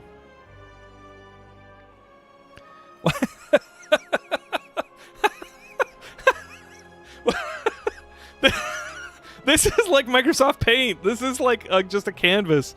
Like, this is. I hope this makes it to the end game, like to the 1.0, because I love this. Like this is shit. This is something I would do with my mouse. Like I bet I could make this. But I love it. Like here, there's a little fence. There's like somebody's being like, no, the sewers are gonna look like this. Like here, Mr. Concept Artist, can you make concept art that goes like this? And there's gonna be a culvert right here where the sewer comes out. And then we've got a dock because it's like all toxic and shit, so you can't step in it. Or not a dock, a bridge. And then here's the rope swing because nobody cares about building infrastructure by the sewer. And then you got the green because it's all sludgy and toxic because it's the sewer. And then instead of actually making the concept art, they just put in the prompt, which I love.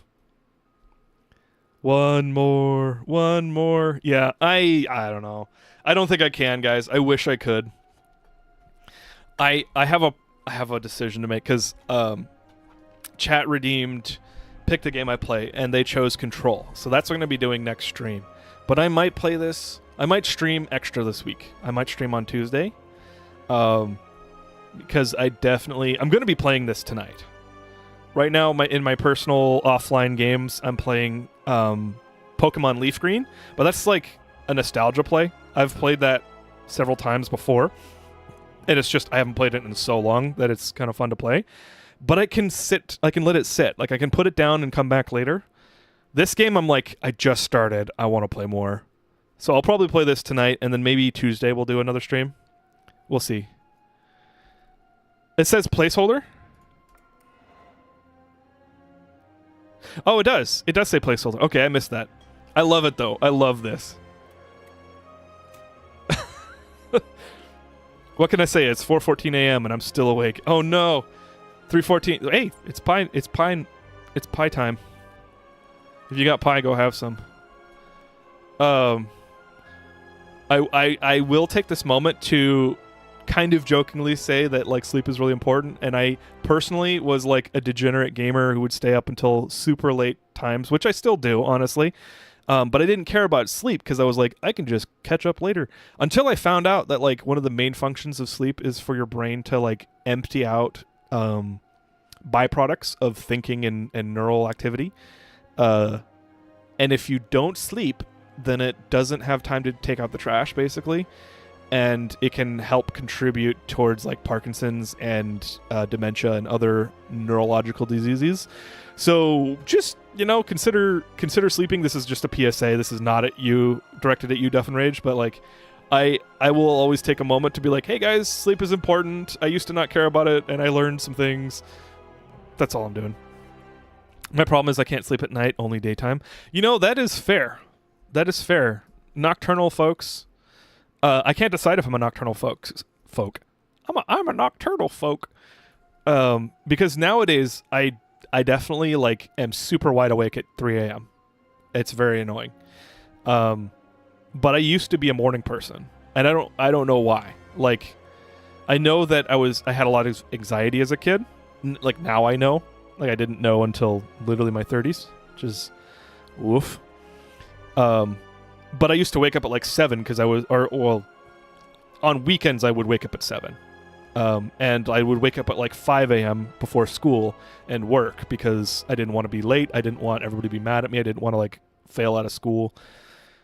And it took a long time for me to like turn into a night person. And now I'm like totally night person. Kraken mental health. Yeah. Kraken sleep. Okay. I think I do have to stop.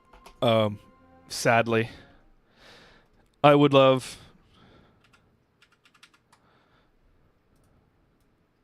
What? Hang on. My OBS elements or sources are connected between the two scenes, and so I moved it in the other screen, and now it's moved here. I do have to call it tonight because I got to do some stuff tonight before the end of the day. But thank you for watching, guys. Let's see if there's anybody I can raid. Do you guys want to watch more Slay the Spire 2? So I can find somebody to raid.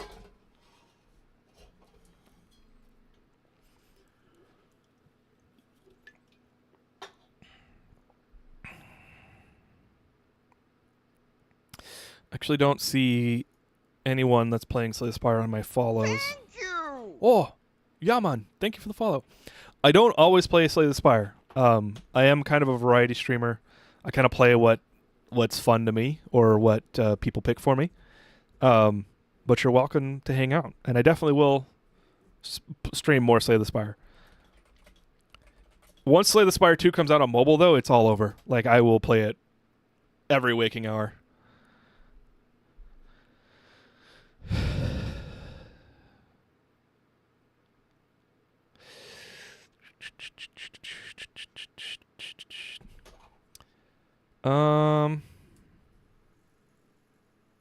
There are a lot of people playing Slay the Spire right now.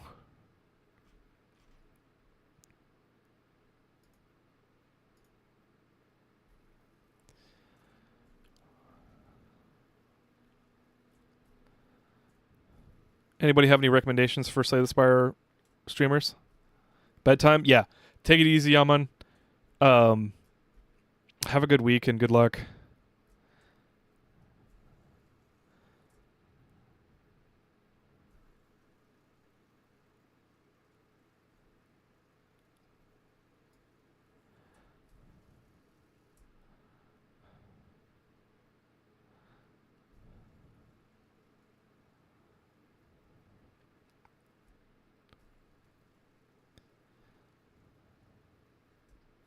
I'm not seeing anybody that stands out to me right now.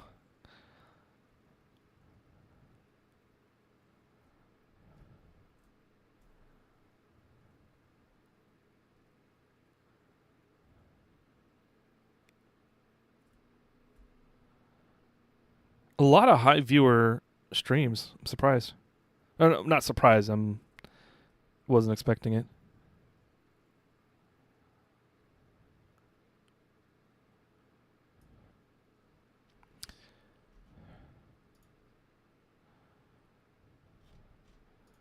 Okay. I see someone called Irina who says just hanging out and playing. And that's kind of my vibe. So let's raid Irina. And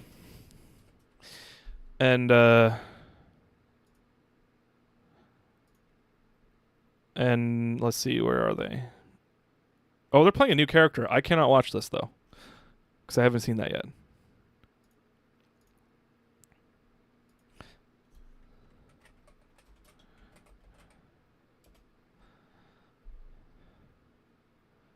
Okay, and for YouTube folks, we'll just run credits. So thank you for watching. I wish YouTube had rating. They don't. Feltonix! I totally didn't notice you were the one that told me about the placeholder. Good to see you, and thank you for watching. Thanks for hanging out. Thanks everybody for hanging out. These Sunday streams, honestly, I get stressed out on Sundays because I used to be like super super tight gripped, anxious, like get ready for war kind of thing for the week because I had undiagnosed ADHD and I would use anxiety to like get myself to do shit. So I like Sundays were always more stressful and I would always kind of be irritated, and then Monday would come and then it's like, okay, out to war. And I just give up and go. And these streams help me. These streams help me chill out, and I appreciate that. So, no! Irina went offline. Shit. Okay. Rip. Yeah, indeed.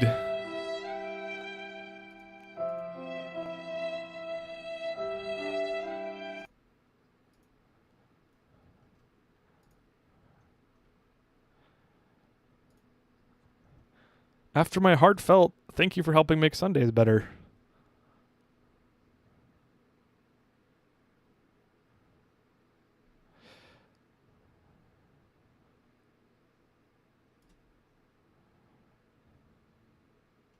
I'm pretty bad at being social. And so like picking new people to to raid is kind of difficult for me.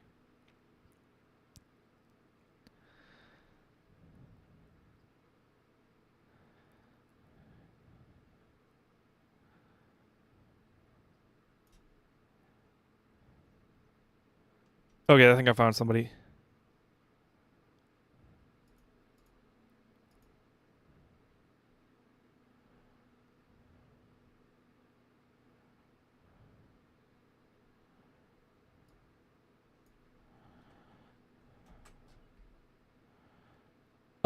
Wait, nope. They're playing Arc Raiders now. Oops. Oh, the raid still went through?